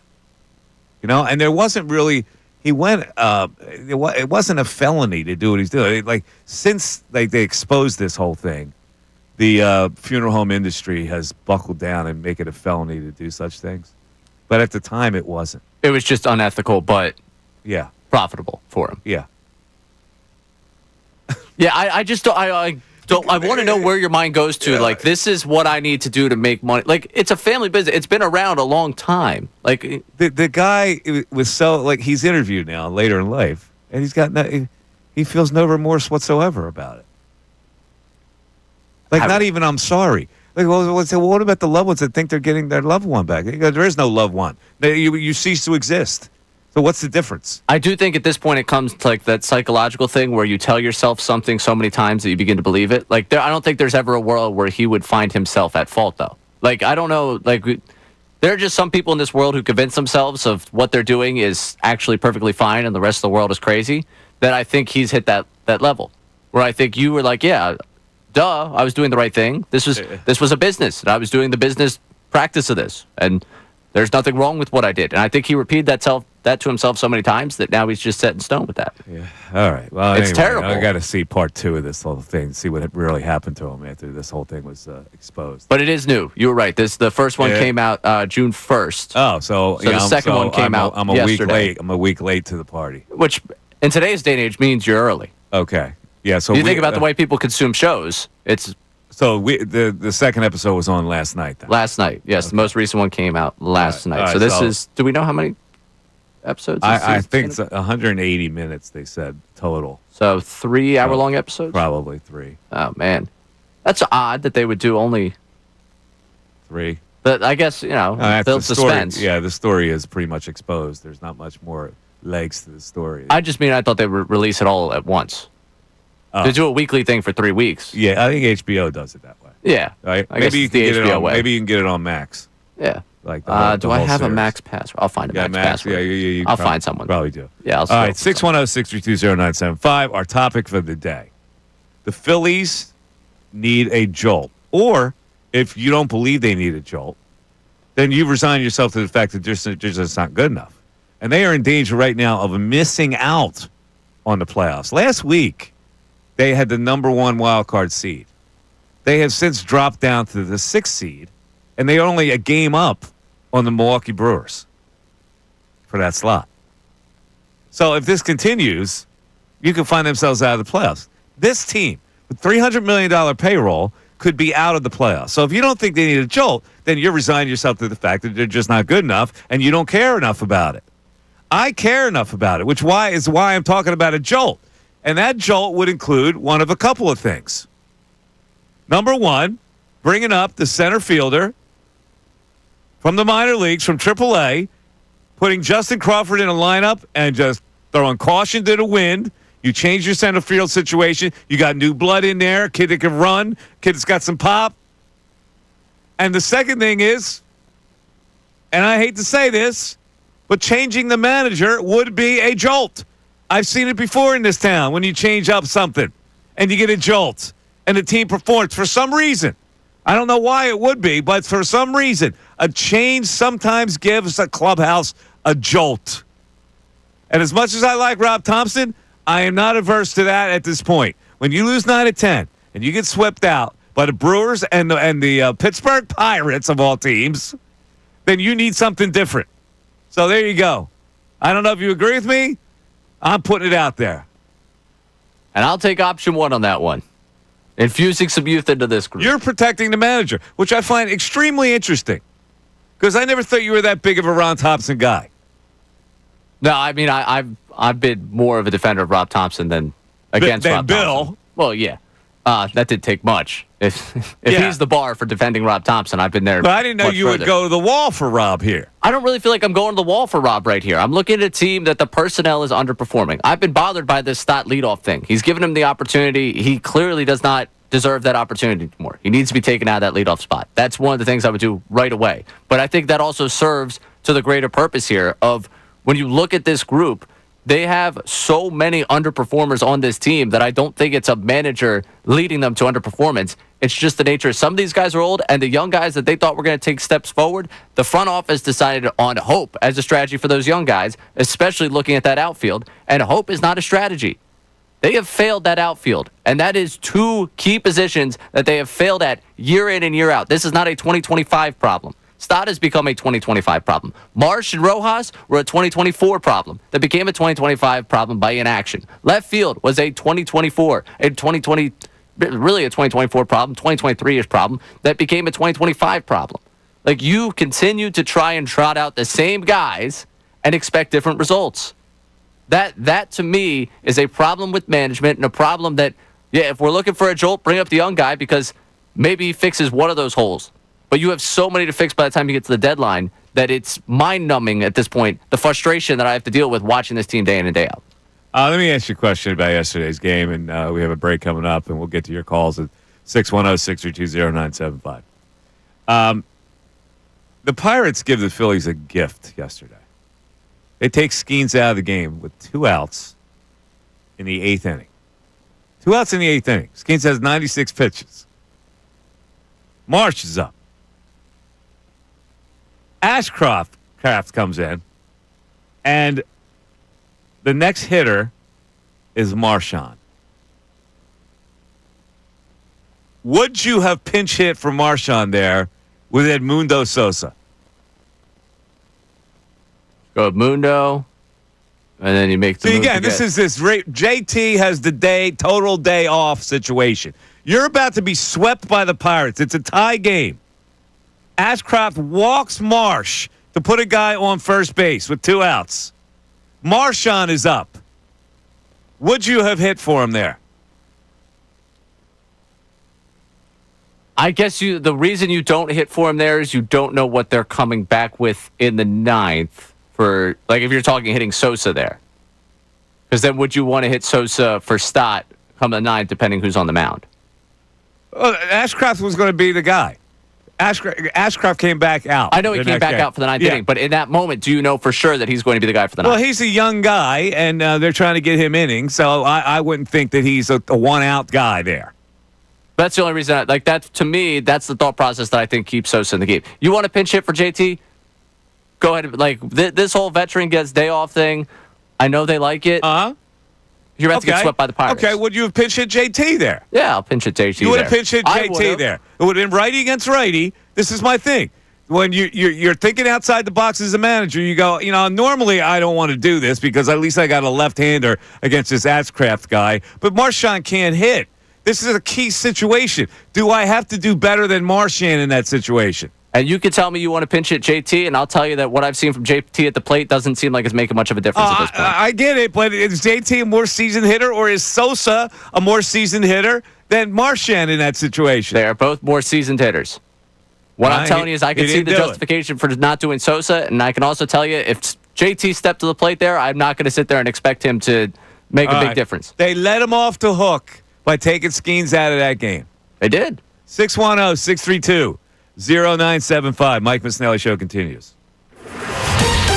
Fanatics Sports Update. Swept by the Pirates. I'm Ray Dunn with this Fanatic Sports Update. A dismal weekend of baseball concluded with a 2-1 loss to the Pirates as the Phillies have now lost 5 in a row and 9 of the last 10. Paul Skeens overpowered the Phillies lineup on Sunday. The 4th of the last 5 games for the team has only scratched across 1 run.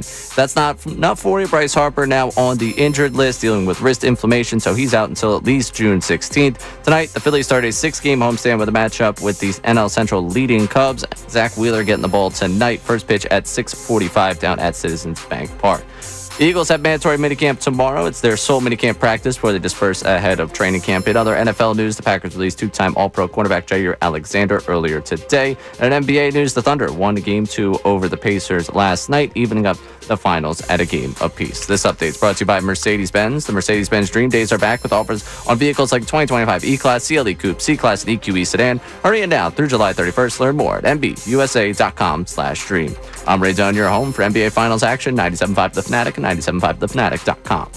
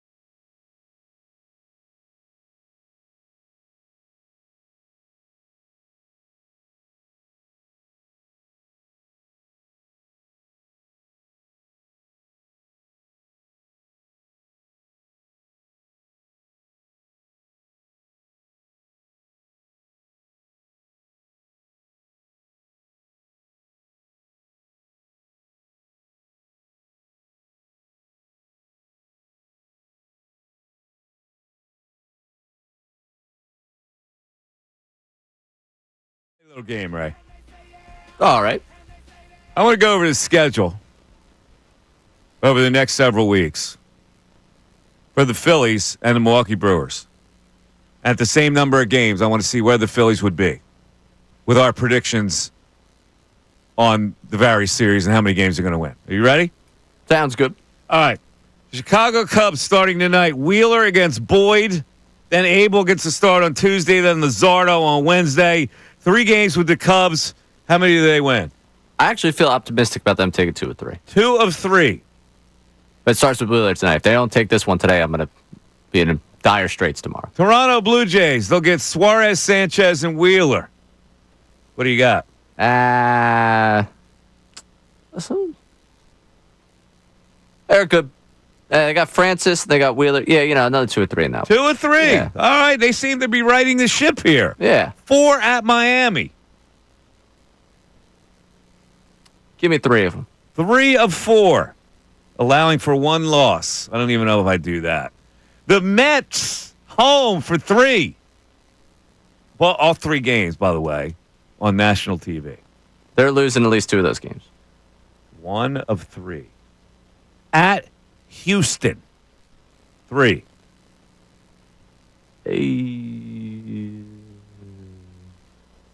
I'll give Houston 2 or 3 in that as well. Phillies win 1 of 3. 3 at Atlanta. They'll find a way to take 2 there. 2 of 3 at Atlanta?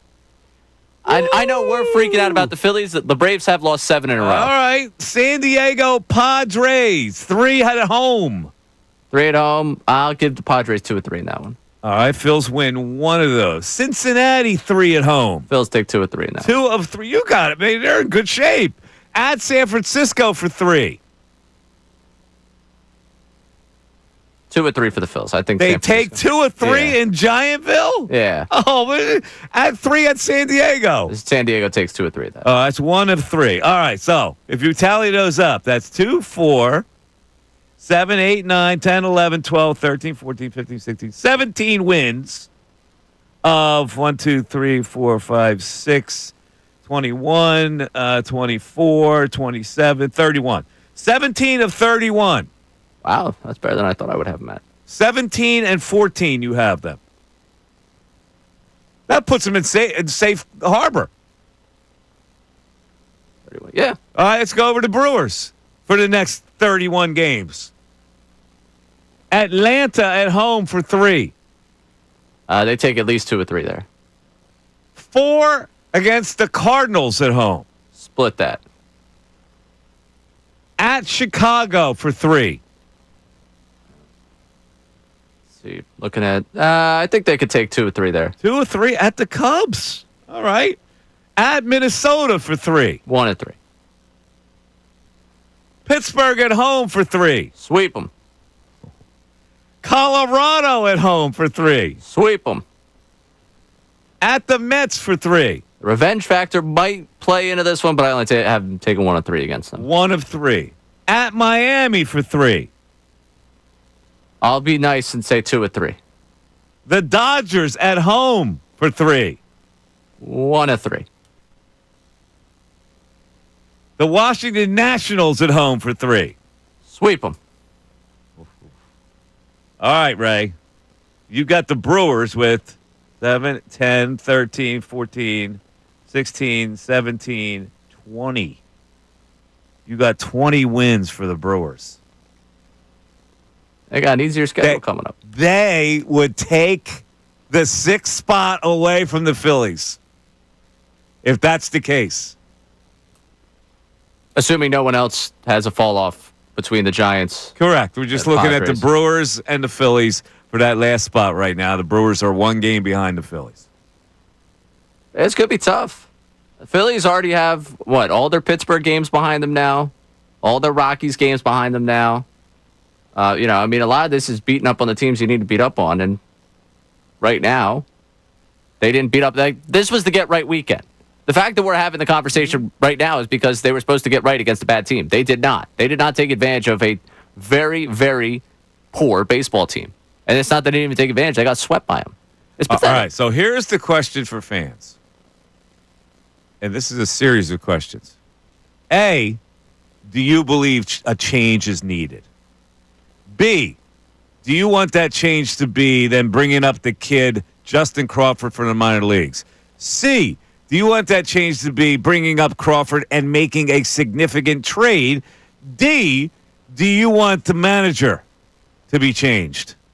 There are your 4 choices. I want to see how people feel about that. We got a texter that is joining in on the Mike Miss for Phillies manager. Mike Miss for Phillies manager. Yes. What was the number? What was that? What numbers are I going to get? We had you at 2, right? You're getting Number Cody 2? Clemens' old number? Number 2. Yeah. Okay. I also think skipper. I also think Mike Miss could do a better job than Thompson at this point. Maybe all the players need to hear is, your sister's ass. That might break them out of their slump. I don't know if I would treat it like that. I would be stoic as Rob Thompson, but I would make moves that were significant. Like, I would have pinch hitted in that situation for Marchand yesterday. There's no question in my mind. I got to score a run to win a game, to salvage a game. They gave me a gift by getting Skeens out of that game. I got to take advantage of it. That's a managerial decision right there. I understand. And if you're looking at me and if I'm playing MLB The Show or if I'm over there at Beer League Softball where I could just pick up my best guy and say, yeah, you go in there, go ahead and do that. I don't know the conversations happening inside that clubhouse. Okay. As a manager also, I'm telling Dombrowski I don't take the job unless you bring Crawford up and we're going to ride with him in center field because I can't deal with these center fielders anymore that you give me. And also, I charge you to come up with a right-handed slugging left fielder. And I'll take the job. I would have charged him that before I signed the extension last year. Hey, this offseason, I need this to be successful. And I got news for you. I'd work at a cheaper rate than Rob Thompson is working at right now. You think Robbie T's making that much? Like, I mean, it's signed into a nice deal. Compared to the average human being, making? Obviously. I'm going to find out right now what he's making. I'll take less. All right, Rob Thompson, salary.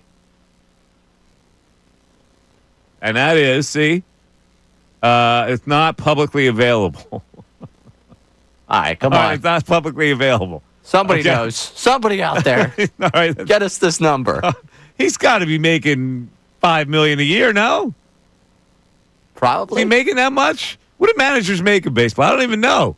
Average MLB. I mean, he could probably just go across the street. The average salary is 5. Nope, I want manager. I don't want player.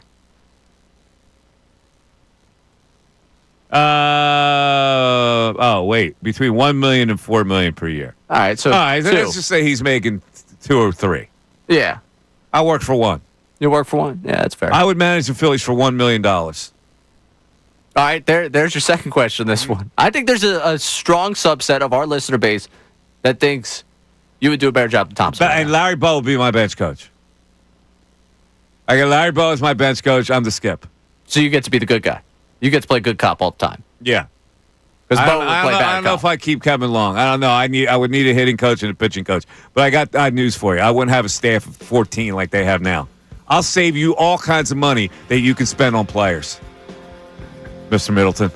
610. You already called him Mr. Middleton. 632-0975. Mike Missanelli Show continues. Monday.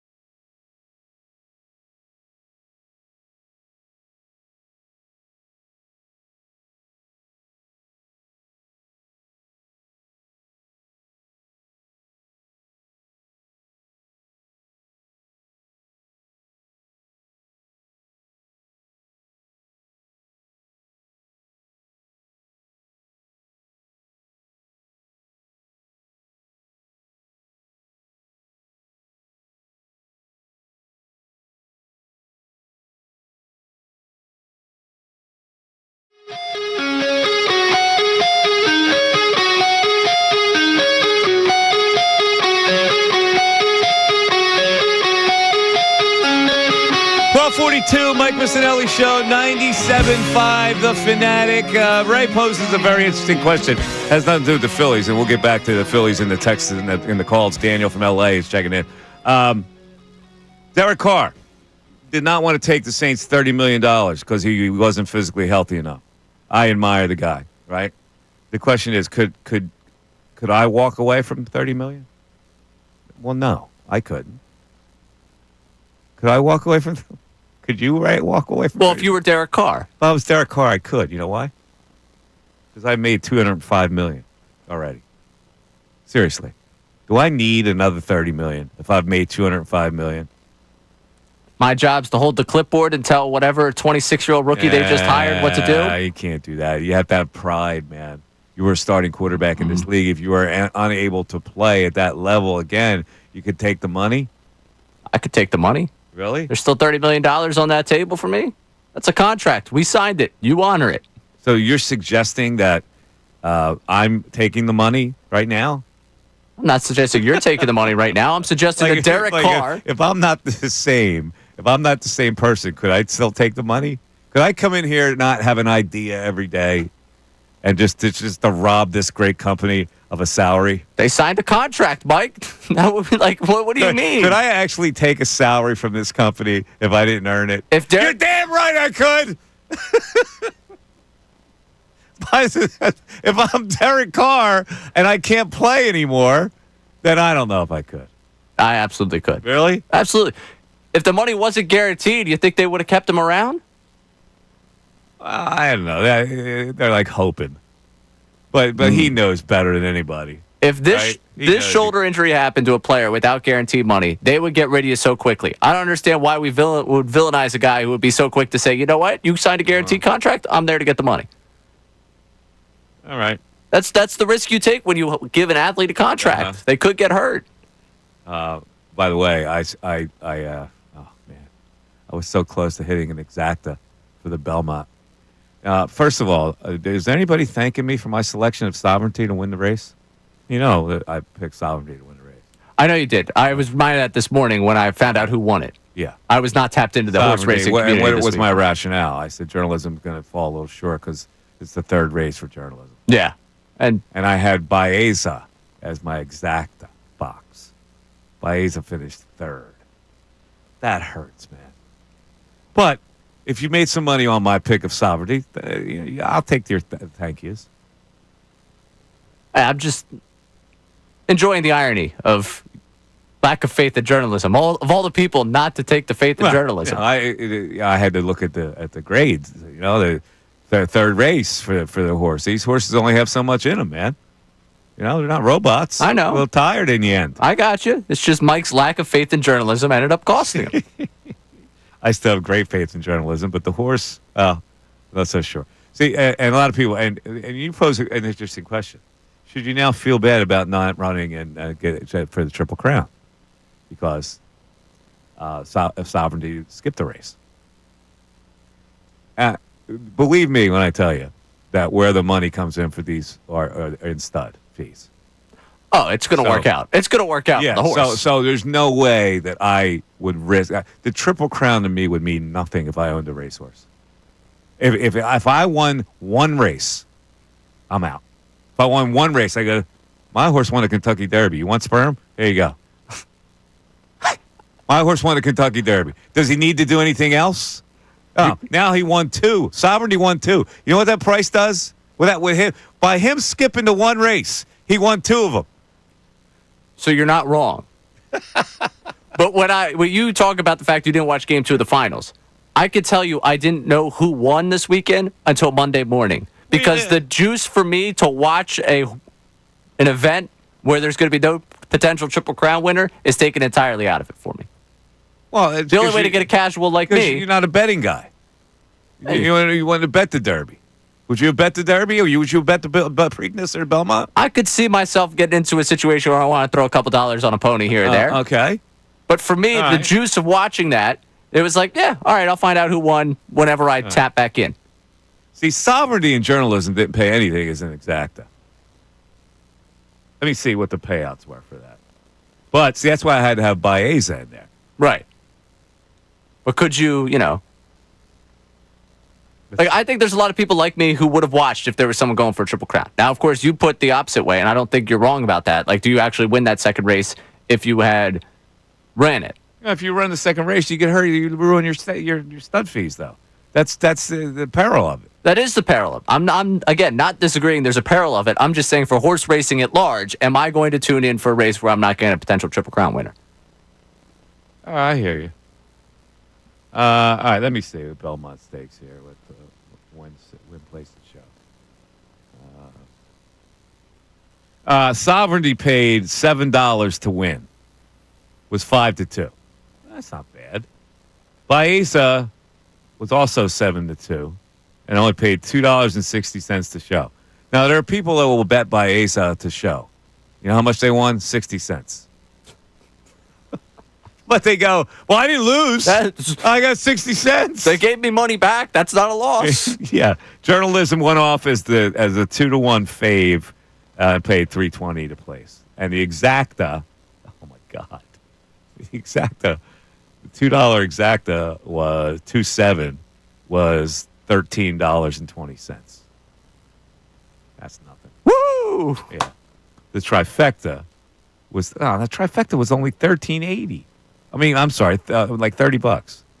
Man, no payouts at all. So that's why people aren't thanking me. You're hearing no payouts. I'm hearing, you know what? Maybe I should have thrown a couple dollars here and there. No payouts, really, of significance. Yeah, people aren't thanking me. All right, I get it. Wait, Mike, you picked the horse that was supposed to win. You're right. All right, let's go to Daniel in Los Angeles. Daniel, you're on 97.5 The Fanatic. What's up, Daniel? Hey, what's up? I'm doing good. Hey, I'm officially calling the process a failure with the Phillies. If you kind of get what I'm saying. The process with the Phillies is a failure? Not yet. Not yet. I mean, this is mid-season. Because it kind of reminds me of the Sixers, how with Embiid and Bryce. I mean, Bryce is phenomenal, but it seems like every year he has an injury that takes him out for like a month or something. Yeah. Baseball players go through that, though, man. A lot of people miss games because of injury in baseball. Not like basketball, but they do miss games. Yeah. And you could say Nick is like Tobias Harris, where we thought this guy was going to be like amazing, like a slugger with power, and he's very streaky. And this year he hasn't even gotten hot for like a month like he sometimes does, you know. Yeah. But here's the thing, Daniel. The season is still a long season, and they can still make some moves to get them back in the swing of things. Right now, they're a playoff team. If they make some significant moves to change their offense around a little bit, well, then maybe you got something. But they have to make some moves. Are they, though? Well, they have to make some moves. Like the team that you see today, I don't have much faith in can do anything. But if you tinker, you change it, you put some new energy into it, maybe you got something. You can still have a good, solid starting pitching staff. I feel like they need to, once the contracts for Nick come off the books, they need to just play young guys at center field and at right field, or or they can sign some big bat, something like that. But I don't know. You can't roll out this roster like the next year and say, oh, this is the year they're gonna, take the next step. It's just not. Yeah. It's insane, No, listen, I got you. All is not lost. Right now, they need something. There's no question in my mind. And I think everybody knows they need something extra. And whether that comes in a trade, whether it comes in a promotion, whether it comes in a firing, we'll see what happens. But again, I'm not averse to a firing here. 610-632-0975. We're back after this. Fanatic Sports Update. Left by the Pirates, I'm Ray Dunn. This Fanatic Sports Update, and it's brought to you by Hand & Stone. It's glow time, and you've earned it. Relax and renew at Hand & Stone Massage and Facial Spa. Their facials deliver real results and soothing care. Now is the perfect time to start your Hand & Stone journey. Visit handandstone.com today. A dismal week of baseball concluded with a 2-1 loss to the Pirates as the Phillies have now lost 5 in a row, 9 of the last 10. While Skeens overpowered the Phillies lineup on Sunday, it's the 4th time in this 5-game losing streak, with the Phillies have only scored 1 run. And if that's not enough for you, Bryce Harper hit the injured list leading into the weekend as he deals with a wrist problem. He's out until at least June 16th. Tonight, the Phillies start a 6-game homestand with the matchup against the NL Central leading Cubs. Zach Wheeler gets the ball tonight with first pitch at 6:45 down at Citizens Bank Park. The Eagles have mandatory minicamp tomorrow. It's their sole minicamp practice before they disperse ahead of training camp. In other NFL news, the Packers released two-time All-Pro cornerback Jair Alexander earlier today. And in NBA news, Finals Game 2 last night, the Thunder, with the win, tied the series up at a game apiece before the series shifts to Indianapolis. This update's also brought to you by the local Rheem Pro partners at thereemteam.com. When you want your home to feel like a dream, it has to be Rheem. Stay cool with a high-efficiency AC system from Rheem, R-H-E-E-M. Find your Rheem Pro partner at thereemteam.com. I'm Ray Dunn on your home for NBA Finals action, 97.5 The Fanatic and 97.5thefanatic.com.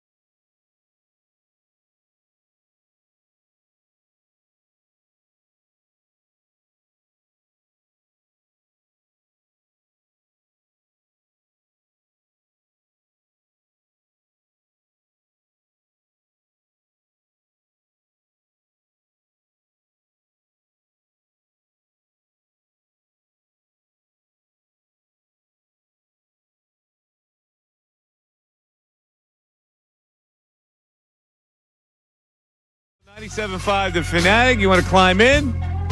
610-622-0975. What is the jolt that you would do to resuscitate the Phillies? You need some kind of jolt. What would it be? What's the first inkling, your first impression? I think the Phillies are going to ride it. I don't think there's going to be a jolt for a while. I think they believe that they're a good team. I believe this general manager thinks he's assembled a good enough team. And I believe his excuse is, well, these guys have to start picking it up. Well, that's a tired narrative at this point. Now you got to mix something up. You got to light a firecracker somewhere along the line. And my firecracker would be twofold. Either you bring up that center fielder, you give him the job right now, you infuse new energy in this clubhouse, or you move on from the skipper. And this is hard for me to say, but this team has become complacent. And when you lose 9 of 10, you get swept in a couple series by a bad team and also, an average team. There's something wrong. And it's not going to be something that because Bryce Harper's out of the lineup, you go, oh, wait till Bryce comes back. You can't do that either. So what is the text board saying, Ray? All right, the text board right now has really found a way to agree with you about this Thompson thing. Fire Thompson. Oh, no, that means we're giving up on this season. Baseball players need consistency. Needed consistency of being okay losing 9 of 10. I'm sure you were saying that on June 3rd, 2022 when Girardi was fired. So texts are getting sarcastic with us now, too. Again, I'm not saying, I'm not one of these guys that has a knee-jerk. Oh, the guy's terrible. I don't think it's his fault.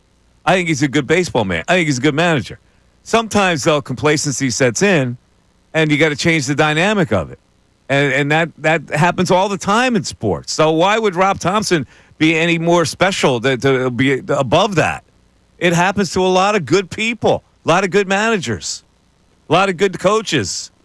Yeah, but the thing is, for me, that's if you have the team to put it together. I don't think you have the team to put it together right now. Well, you're right about that, in that they would have to make a couple moves. The general manager has to spruce up this team. But in conjunction with a changeover and a spruce, wouldn't that be good? A changeover and a spruce. But what's the changeover? The changeover would be a new skipper. Okay. And the spruce would be new players. Couple. Just a couple. A bullpen guy. I don't know what I'm going to do in center field. I can't fix 3 problems. I can fix a right-handed batter who can play left field. I can fix a bullpen by adding some guys. So first, let the people know who they're listening to, and then I'm going to walk you through an exercise. You're listening to 97.5 The Fanatic, WPN HD1, Burlington, Philadelphia, a Beasley Media Group station, and we're broadcasting live today and every day from the Comcast Business Studios, powering possibilities. All right, let's roll through this. Do you have a problem with left field? Yeah. Do you have a problem with center field? Yes. Do you have a problem right now with third base?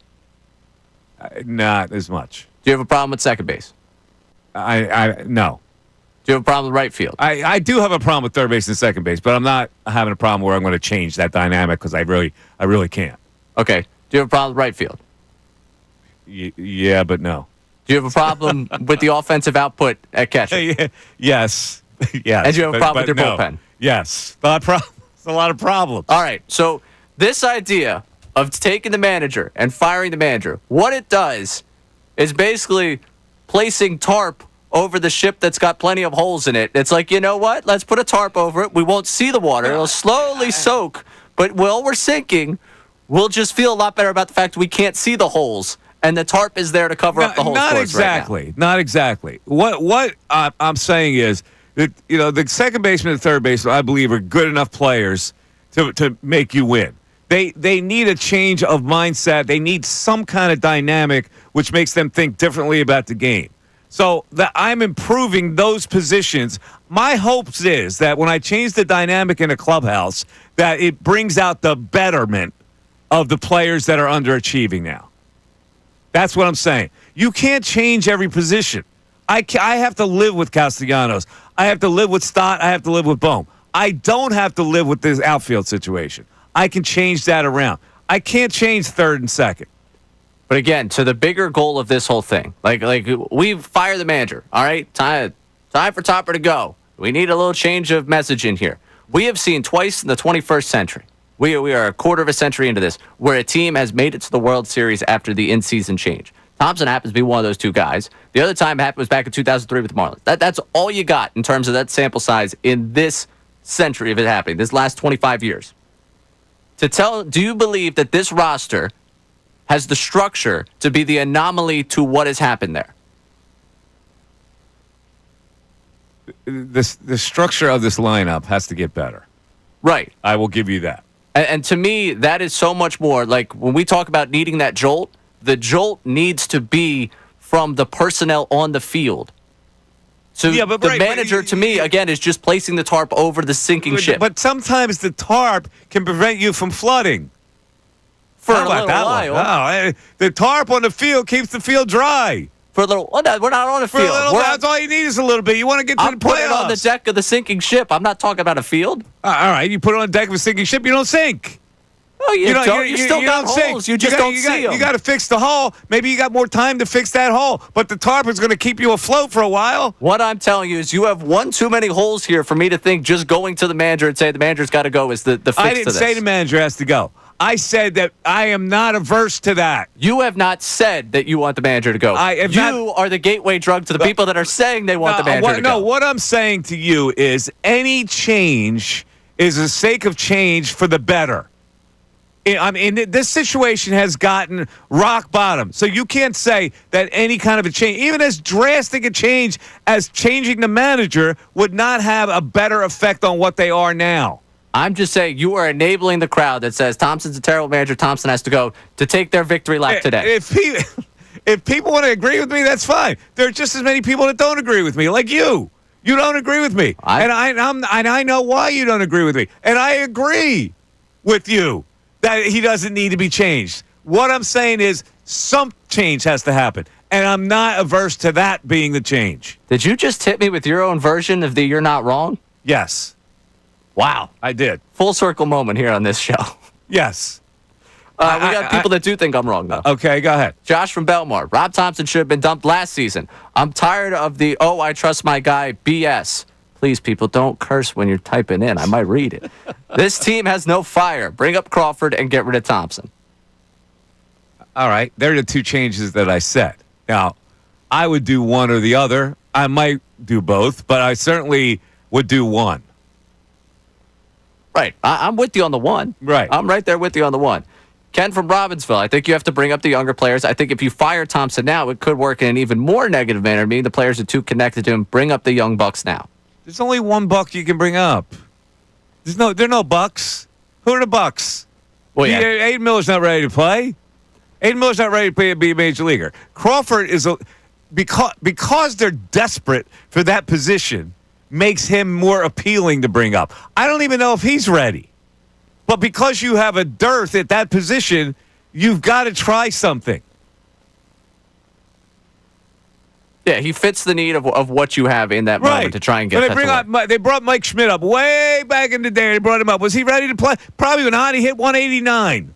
He probably wasn't ready. But the change was good for that franchise at that time. And here's a little bit of a tone shifter in one of the responses we got here on the text board. Joe from Marlton. Thompson should go. They should bring up the young guys and start getting the major league experience. This team isn't ready to compete for a World Series anyway. If they make the playoffs and these young rookies get a taste of the postseason, that experience will be invaluable for their future. When are they going to be ready? The future should be now for this team. Well, the future should be now. They're not ready. They should be ready. They got a good enough pitching staff to be ready. If they make some tweaks to their offense, why wouldn't they be ready? This is what the whole premise of this season was. The guy was in denial that he needed a left fielder who could hit from the right side, and denial that the bullpen wasn't good enough, and denial that Rojas and Marsh would make a platoon in center field. That's all general manager problem. And did that denial cost them one of the years they should be in contention? No, they can fix it. They can fix it. And we'll see. If they fix it and it doesn't work, fine. But they need to fix it. That's what I'm saying today. That's on a bumper sticker. You need to fix it. You think we get those to the Fanatic Pro Shop? Maybe. Mike Missanelli Show continues. Andrew Salciunas. The reason why I say we have an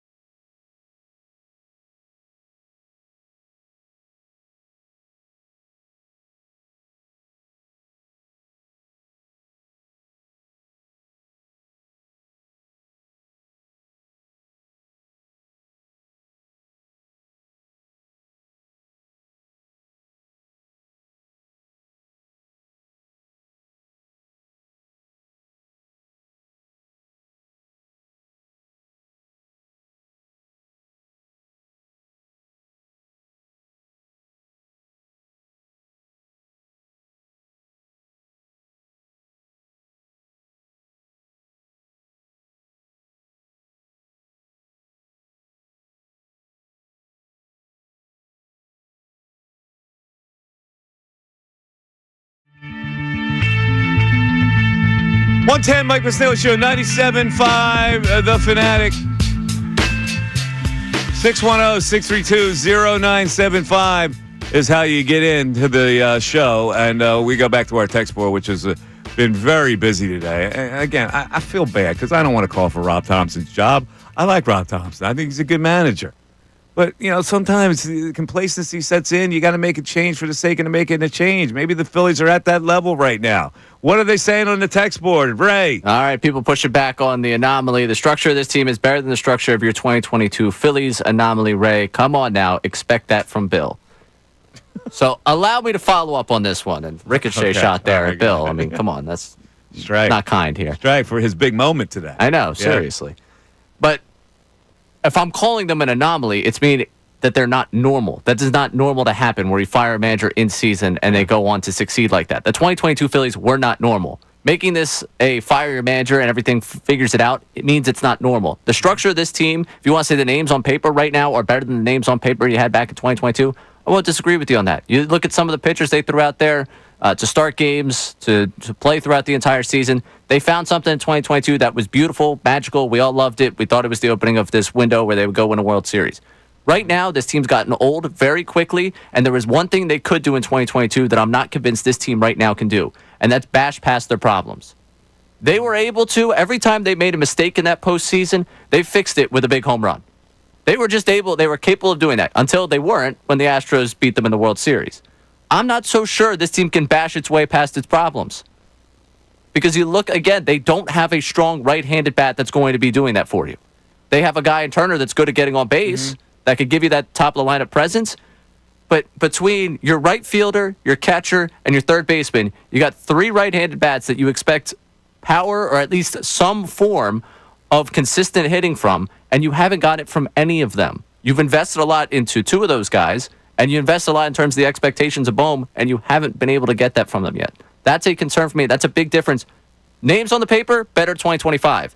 The way it played out 2022, there's a reason that I don't see it playing out right now that way for them, and that's one of the reasons. All right. I mean, it's a good comment. It's a good analysis. I'm just battling back with a texter. I know I'm looking at you specifically. This is not directed at you. It's at the texter. Directed at... I hear you. I don't even know. We don't have a name here. T-Kells. T-Kells. You take that back, T-Kells. Don't call me Bill. You're going to be very frustrated over here. All right. What else is going on the text board? We got a lot of people that still want Topper up and out of here. Time for Topper to... Oh, jeez. Yeah, no. Explode. That seems like a little bit much. Remember we had the caller that said Brandon Marsh, or Brad Marsh instead of Brandon Marsh? Yeah, Brad. We had multiple texters with the punchline, Brad Marsh might be better in center field at this point. So I want to give them the red shot. Brad Marsh was a very slow skating, stay-at-home defenseman. Well, they think he could do better in center field. All right, Mike is right. Thompson has to go. New voice to the ones we can't get rid of. Trade Wheeler for a top prospect while we're at it. No. And reset by bringing up younger players. I'd rather stink with them than with aging vets and never will be. That's foolish. At least I will have hope. Tim from Delaware. That's foolish. I'm just reading the text line. Yeah, you don't trade Wheeler. What's the point? Come on. That's not the only text that has that thought process. Sole text. First text from this person. No name attached to it. All it says, we need to be sellers at the deadline. It's June 9th, folks. Seriously, as negative as I've been today thinking they need a jolt, this is not, you don't give up on a season. Come on. All right, we're going to You Phillipsburg. fortify a season. You don't give up on it. Jesse with, I want to see Crawford get the call up. My girlfriend Leanne, who is sitting next to me in the car, says to change the manager. So, split car ride. We've created controversy, I think, inside of there, what the jolt is. All right.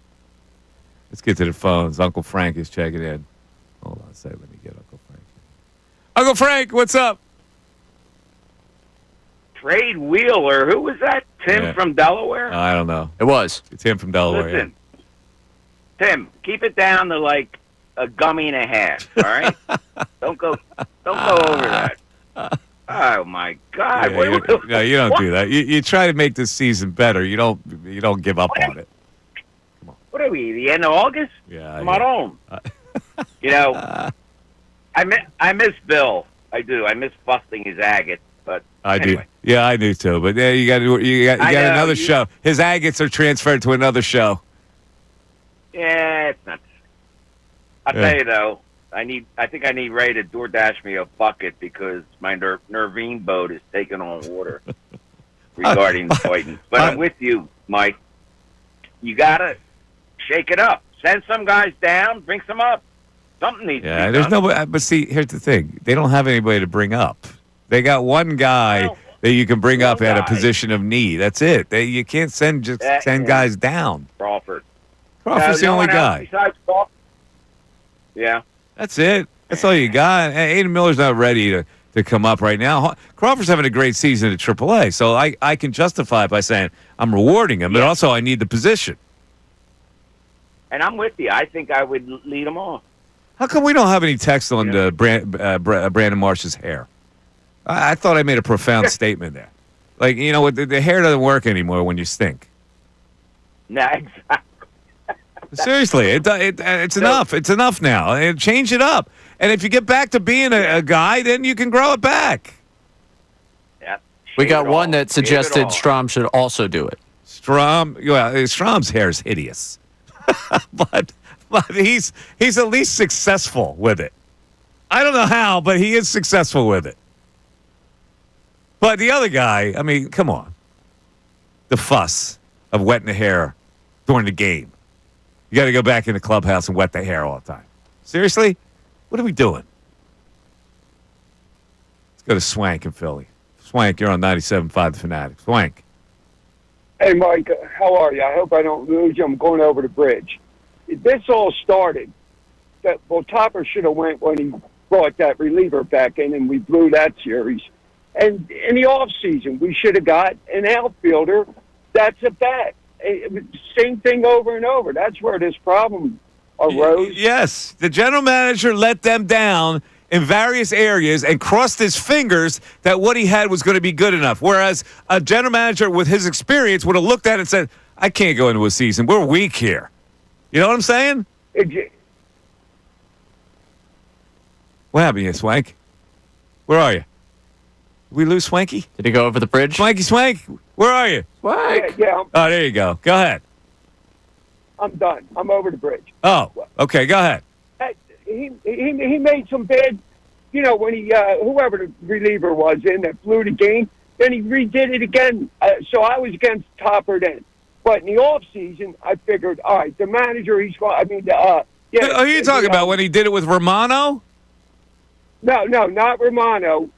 He blew the game, then he brought him back in when we blew the series.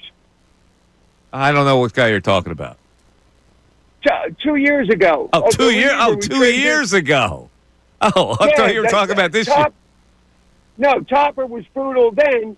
And then listen, they've done a lot of winning under Thompson. I don't call him Topper. It sounds weird. And I'm fine with that. Yeah. But Dombrowski should have made moves in this offseason. No doubt. No, the way we lost the playoffs last year, that was it. It should have been a sign. Now, what are we doing again? We're sitting around. We could have got Bregman, put him at third, got rid of Bohm. There's a million things we could have did. We sat on our hands. Yeah, well, you can't buy everybody.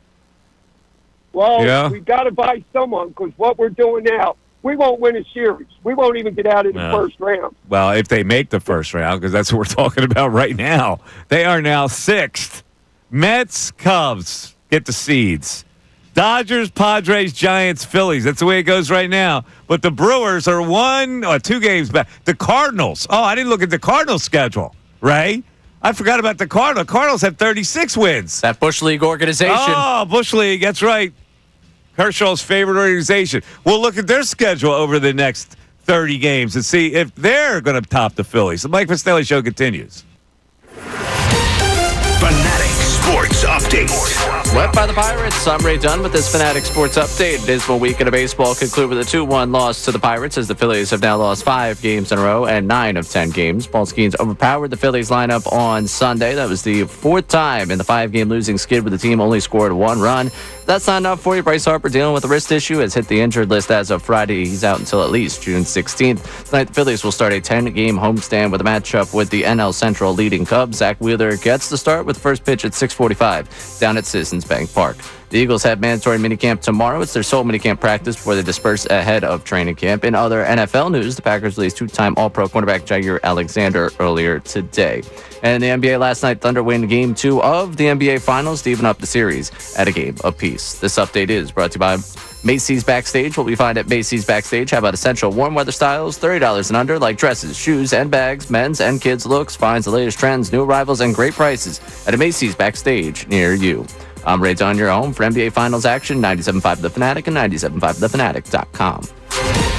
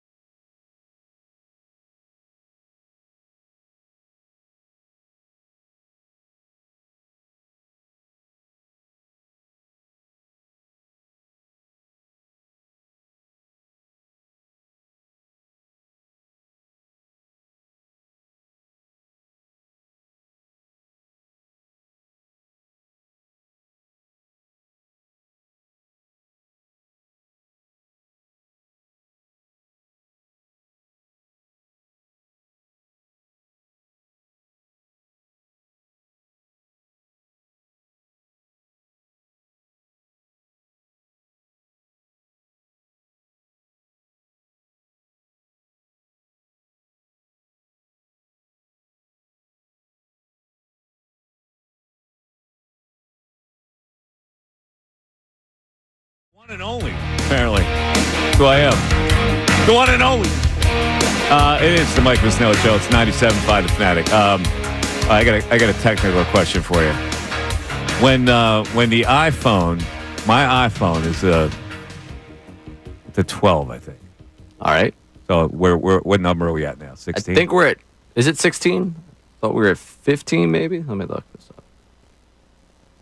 You're at 12. I just got one. You did? I did just get the update. Oh, they go up to 17? 17. 17 is launching in September, so you're Okay. up to 16. You were correct. Yeah. All right. So let me ask you this question. I think my port is shot.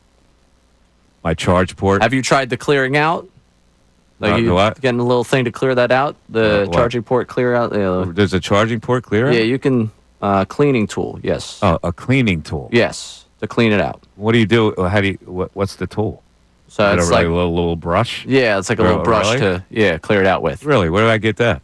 I'm looking right now on Amazon. I think you can get Amazon for that. Yeah, a little clean out tool. Really? Because I've had that problem before. You have. And It charges wireless, but it doesn't charge with the wire in it. Interesting. Yeah, I've been able to get that solved. My dad actually cleaned out the charger. Really? Because I was complaining. I was like, I think my phone's finally busted. And he's like, no, it's not. Oh, It's like, so I thought my phone was busted. You probably can extend the life of it if you get the cleaning Really? port. iPhone cleaning tool? Yes. In fact, when we get off the air, I'll call the parentals and see what they use to clear it out. 'Cause- iPhone cleaning tool kit. yes. Okay. On Amazon. That's the plan. That's the plan, huh? Yeah, I think that's the way you go about it. Before you accept that it's done forever. All right. If that doesn't work, what? Because it's like $10? It's $9.99. Yeah, about $10. Yeah. I would do that before you start with this thing's done. I gotta go get a Really? new phone. Okay. I might as well hop this right now. Add it to the cart. Add it to the cart before you do. I thought it was done. Hit the purchase though. Let me check with Oh, you what wanna they check? have because I want to make sure Okay. I want to make sure you get the right thing. It looks like it's a starfish. Is that the one they're talking about? Starfish? I don't remember looking like a Yeah, starfish. looks like a starfish. YouTube chat also is saying What get I- some compressed air to like try to. I tried the compressed air. You tried the compressed air. Yeah. All right. Yeah. So I would go the cleaning kit first. Okay. All right. Thank you. Yeah, no problem. Yeah, because I'm here to help you out here. I figured I could. It's still in good shape. Well, that's the whole thing. You don't want to replace a phone that's doing perfectly fine. But on the other hand, they only last they make these ports last a certain amount. Oh, they make the battery last a certain amount. Yeah. I've been shocked with the amount of battery that I've been able to get with the new one. Yeah. Because my old one was dying really quickly. I remember a week or two ago, I had to run over to a family friend's apartment in the city to grab something, and my phone was at like 3 or 4%, and I took 3 phone calls at 3%, and it didn't die. And that was a revelation for me because my old phone, it got to like 7%, and it was like, you know what? It's time to die. And the phone would just die, and then I'd be out somewhere with a dead phone, and my friends made a running joke of it because I always ended up somewhere with a dead phone. So this new battery is giving me a new lease on life. Okay. There's this other thing. Yeah, find out what they got. This one says Kodogoy, Codogoy iPhone cleaning kit. All right. Is that what the one is? I It's got like little brushes to it. It's got 4-sided, but it's got 4 different brushes. I would imagine you can't go wrong here with this. But Yeah. I'm gonna go get it straight from the source. Yeah, because here. the others they have like 17 different brushes. I only need one. Yeah, I think that's also. I guess they have to mass produce it for you because it wouldn't be cost effective to just sell one. What's the go-to cleaner here? I want to get the go-to one because there's like 20 of them here that I can get. Let's see. Now let me ask you a question: would like a little paintbrush to do it? I mean, that'd be a thing to try. A little paintbrush. Yeah, if it's small enough to. How about if I put a little paintbrush with a little alcohol? Would that do it? Trying to get the phone drunk? Well, alcohol will clean the port. Yeah. You know what I'm saying? I mean, would that work? I don't see why it wouldn't. Now, would you want to put the In other alcohol words, inside of the phone, though? Could I do a homemade action? I would try, like you thought about the small paintbrush there. That'd probably be a good place to A start. small paintbrush. If it could fit. It would fit. A small paintbrush. Now, would I be able? Would I leave, the horsehair in there with the paintbrush? No. Would I leave fragments of the brush in there? I can only Would that imagine it would screw do it up? more good than bad. I can't imagine you doing more harm to a port that's not charging right now. Like, I feel like you got enough gunk in there you got to clear out. Yeah, I do. I probably have some gunk. Yeah. Yeah. Probably a good amount of gunk. I have a good amount of gunk. Yeah. But see, normally when you clean the head of I used to clean the head of like a tape machine. You do it with a little Q-tip with alcohol on it.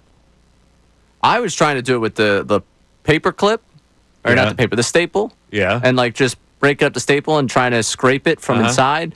I was told no go on that. No go. But I was clearing out some stuff. I thought I was doing a pretty good job, and then I brought home my dad said, you don't know. Right. You're not as smart as you think you are, kid. Yeah, give me the info and I'll we'll pass that along to you. Thing. All right, 610-632-0975. Again, we went over these Phillies numbers. The numbers they have are ridiculous.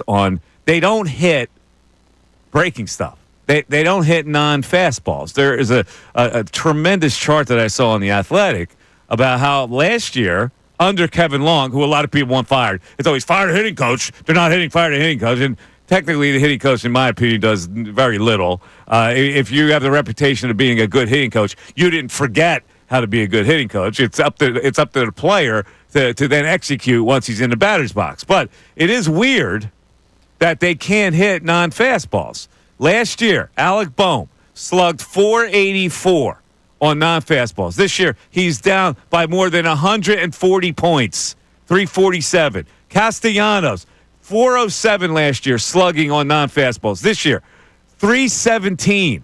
Bryce Harper's way down from .507, because that's all he sees, the non-fastball, to this year, .383. So what is happening? Is it the hitting coach telling them to do something different? No. They're just not geared up to hit non-fastballs. Max Kepler is down from last year. Brandon Marsh is up, which I can't believe. JT Realmuto is way down from .414 to .284. Kyle Schwarber is down. Bryson Stott from .368 to .237. Trey Turner is still holding steady at .391 to this year .389. So he's the one guy. He and Marsh are the only guys that have hit non-fastballs. And Marsh stinks. And this is a problem that goes back to last year. After the All-Star break, they saw the most amount of off-speed pitches in Major League Baseball because the rest of baseball looked at this roster and said, hey, what can't they do? Hit off-speed. Right. Let's just throw them a ton of off-speed. Went into this offseason, you had that roster intact, and you decided, you know what? The thing we're going to do to solve this is Max Kepler being the left fielder. That's what will be different with this lineup going into next season, and that'll make a difference. The only right-hitting outfielder they have at AAA is Oscar Mercado, who's a journeyman. What is he, like 30 years old?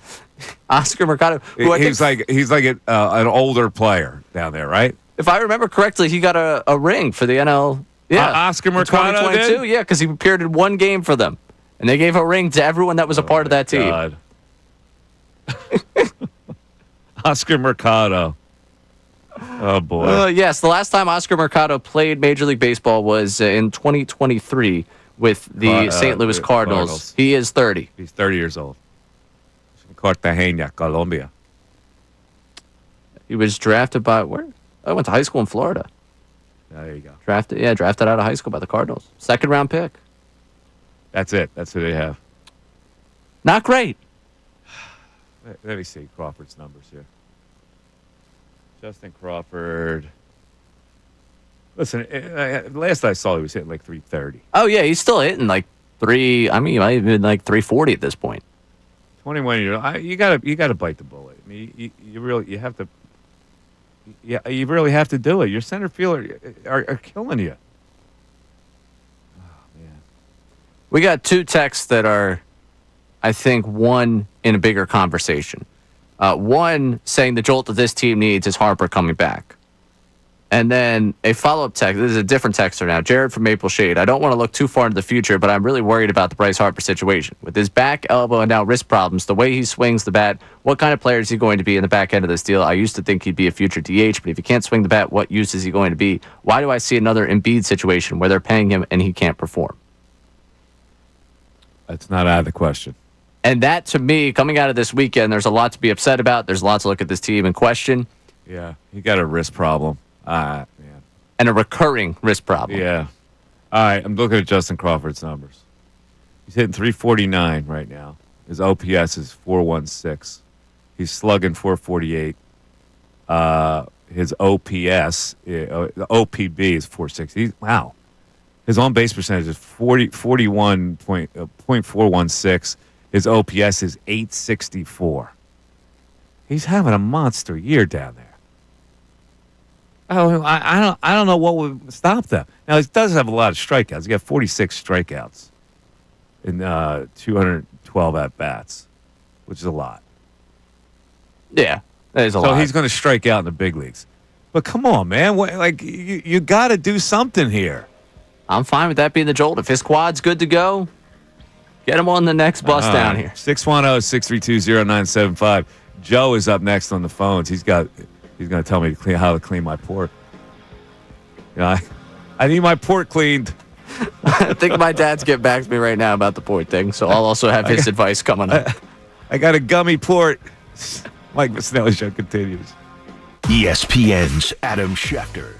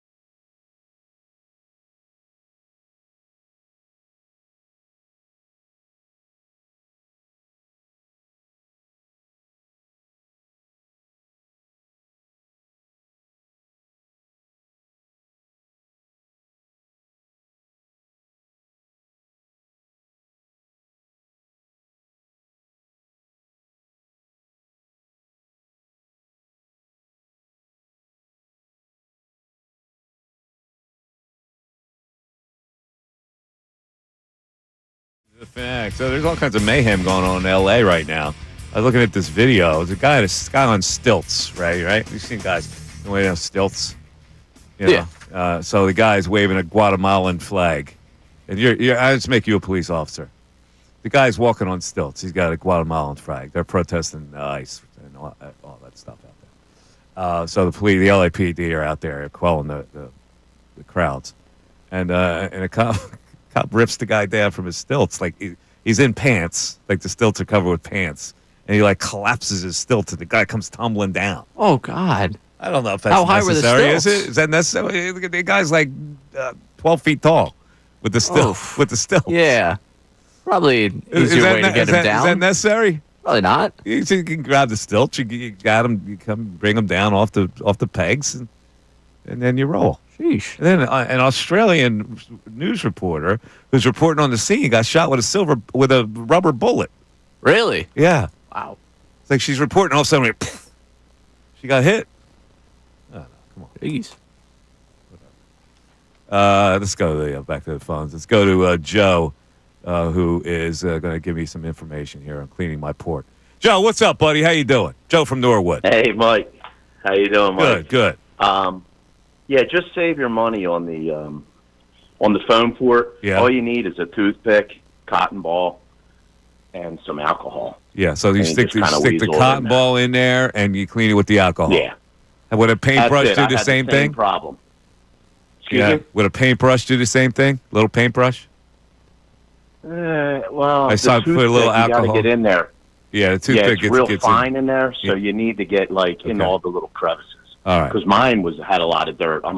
Did it? I'm in construction, so and my phone wasn't charging. So Okay. anyway. Yeah. Okay, I'll do that. get in Go there with cotton ball. I don't know if I have a cotton ball. I got to buy cotton. All right, how about this? Piece of toilet paper. Little cotton. That'll work. Who buys cotton Works, balls anymore? yeah. What do you buy cotton balls for? What do you do with the cotton ball? I don't know. You tell me. My daughters use them all the time. Do they really? I remember my mother having cotton balls, but I haven't really seen the cotton ball in vogue these days. I think cotton ball helps remove makeup, maybe. Okay. All right. I got you. Yeah. All right. That's and then a good one tip. quick I like point. it. Yes. Yeah, on the Phillies. It's just I compare them to rock stars. They peaked already, right? They peak. Yeah. They had their chance, and then you just can't get that mojo back. You think they're done? This is fatal, Joe. You're telling me that this is the end of the road for this team? It could be, yeah. Because think of the paychecks that them guys get. Yeah. Do you really think they care when they go home at night? I think they care. I think if you're competitive, They care. yeah, I think if you're a competitive athlete, you play to win. Okay, but how about when they pan to the fans in the audience, right? Like when the game's playing, people got the hat on backwards, right, for the rally cap. Yeah. And they're living and dying, just like Eagles fans. We live and die with every game. Yeah, well, there's no question. Life goes on for players who get a paycheck like that. But I still think when they lose, they're not happy. They don't want to lose. Nah, but they get jaded to it. We get jaded to life as we get older, like rock stars. They peak, they're so good. And then they try to do the later albums, in life, and it's it's not the same as when they were younger. I hear I'm watching the Led Zeppelin thing, by the way, on Netflix.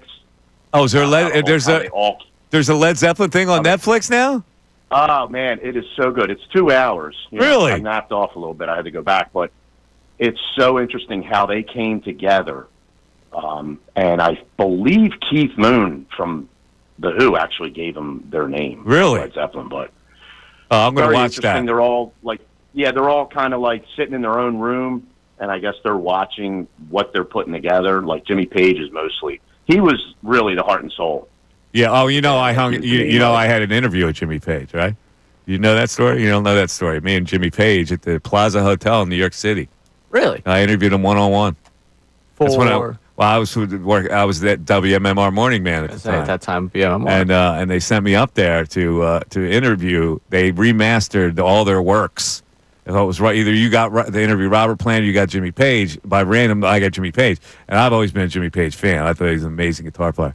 So it's funny because I've interviewed a lot of sports people, so it's not new to me to interview somebody who's well known. But most of the jocks were so intimidated, the music jocks. They're like nervous that they're going to interview these guys. And I walked in, and I'm at the plaza, and I see this guy, and he's looking at the window of the hotel suite. And I'm going, oh, it must be one of his the guy had short hair. I said, that must be one of his record company guys, and they're going to bring him in. It was him. Wow. I go, wow, that's not the Jimmy Page I remember, man. He was wild, that wild hair. All right, let me go over to the Cardinals here quickly before we get to Landon and Perkins. The Cardinals' schedule. We've already established that the Brewers, over the next 30 games or so to the All-Star break, could actually top the Phillies. We had reasoned the Phillies out at 17 and 14 over the next 31, with the Brewers with 20 wins. So that's 3 more. They're 2 behind the Phillies now. That would put them ahead of the Phillies. But let's track the Cardinals, who are only 1 game behind the Philadelphia Phillies for that final playoff spot. Toronto Blue Jays, 3 at home. I'll give the Blue Jays 2 of those 3. Really? 1 of 3 for the Cardinals at home? Yeah. In lovely Busch Stadium? At Milwaukee for 4. I believe I said those 2 would split when we were doing Milwaukee. All right, 2 and 2.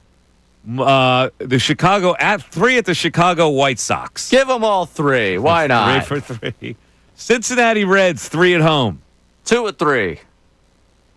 Chicago Cubs, 4-game series in St. Louis. They split it. At Cleveland for 3. They lose 2 of 3. All right.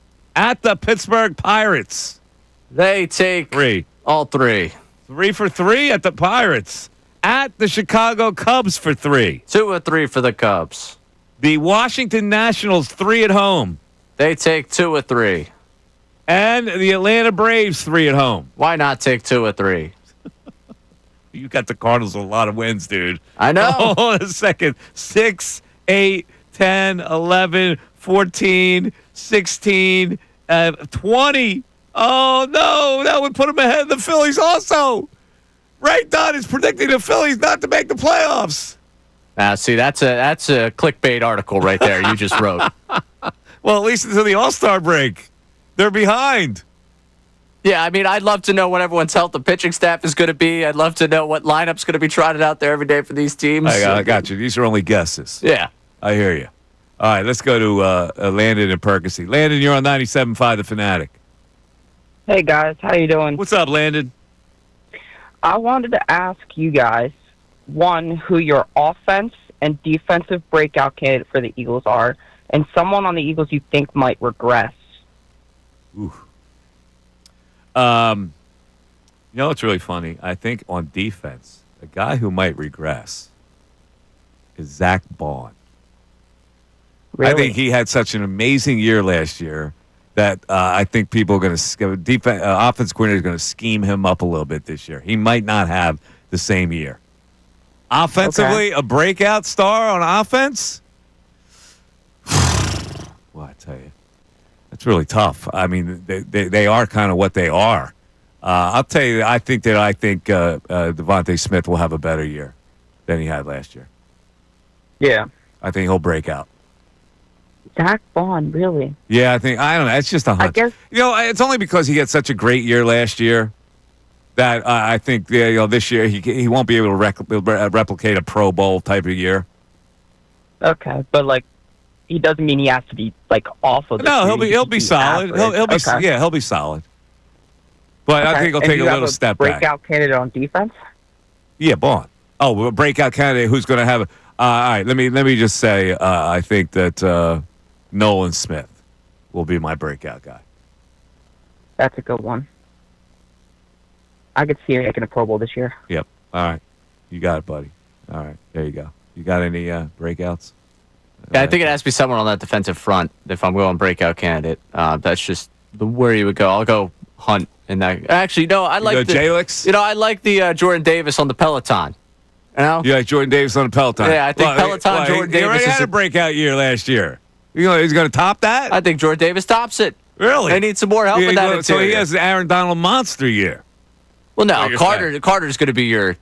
Jordan Davis. Yes. So I was thinking Jalen Carter. Yeah. Jordan Davis is the Peloton man. Yeah, Peloton man now. I thought it was funny. right. Fangio was like, I'm ducking that question when they asked what took him so long to get into shape. giving me the impression that Fangio wanted him in a bit better shape a little bit earlier on in his time here. But hey, if he's in shape now, give me that for so you switch from Jalix Hunt to Jordan Davis. I'll go Jordan Davis in that interior. What do you think of my Zach Bond? I think you're spot on with that one. I Yeah? also think if we want to go regression on the offensive side, just by sheer numbers, it's got to be Saquon Barkley. Yeah, I agree. You think are we going to be talking about him going for the rushing record again next year? It scares me a little bit. All this fanfare that he's grabbing. It also scares me, like the Cooper DeJean thing scares me a little bit. Like, these guys are inviting mayhem. A little bit. By doing too much. A little overexposed. A little out there too much. A little bit. I don't like that overexposed situation. We have a funny text out there? Yeah. So what we got? T. Kells, who texted in earlier, and I gave the fired up response to him talking about that 2022 Phillies team. He has first responded to me saying, Girardi couldn't get the names on paper to hit in 2022 until you fire the coach. These players start getting clenched butt cheeks now because their topper security blanket is out the door. Firing Thompson has a greater impact on this team making the World Series compared to bringing anyone up. And then he follows up with a text. Said in Ish's baby voice for Ray, "Oh, I'm sorry, Ray. Did I get under your skin? Did I hurt your feelings after having such a great weekend at the beach making sand castles and riding tandem bikes?" That was an Ish takeout. I got to give T. Kells some credit. I wasn't down the shore this weekend, but I give him credit on that. Oh, you didn't go down the shore this weekend? No. What did you do this weekend? Two of my best friends got married, so you went congratulations to a wedding. to the Hellers. Tell me about this wedding you went to. Wonderful. Great spot. Yeah, out so what was it, an outdoor wedding? Outdoor wedding. So all and week. where was it? Duportel House and So was that Valley an ale Forge. house? No, Duportel House. Yes. Okay.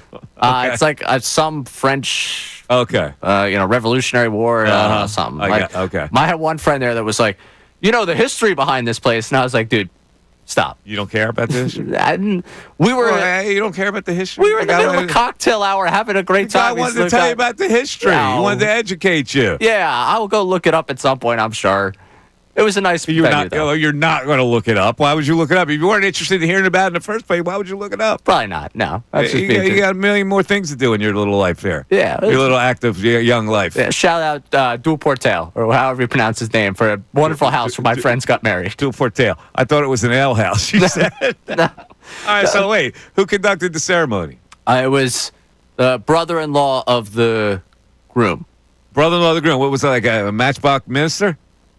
He said by the powers invested in by the Commonwealth of Pennsylvania. I didn't ask any more questions out of that. Okay, so you have to be certified to do stuff like that. Right, I don't know how he got certified. You can marry people. All you need is get a checkup and certification. Yeah, no, bad on me, journalism-wise, not diving into the story behind how he got his certification. But it was wonderful. The whole ceremony was nice. And, how many people were at the ceremony? Ooh, great question. There were 20 tables. I would say probably like 150, I would guess. So wherever it was outdoors and the reception was outdoors? The ceremony was outdoors. The reception was also outdoors, but under a tent. That's nice. See, that's a nice thing. Like, you don't need the big monster wedding, do you? No, I thought it was wonderfully done. A great time by all I like involved. that. Yeah. You don't have to have it, because that's a big show for other people, The little one, you keep it manageable, it's for you. Yeah, and it was great. I mean, they invited so many of our friend group that we had a wonderful group of people just celebrating, and their families were tremendous. So I enjoyed everything. Yeah. See, my daughter had a monster wedding. I didn't realize you were taking a subliminal at your daughter's wedding. How many people? 200 plus. Oh, jeez. And old Mikey Miss had to dig deep. Where was it? It was at the waterfront, the waterworks. The waterfront. The waterworks. Yeah, you did deep in. It was a big nut, right? In any event, thanks for listening, everybody. We really appreciate it. Stay tuned for the big show coming up next. Take care, everybody. Bye-bye. Fanatic Sports Update. Swept by the Pirates.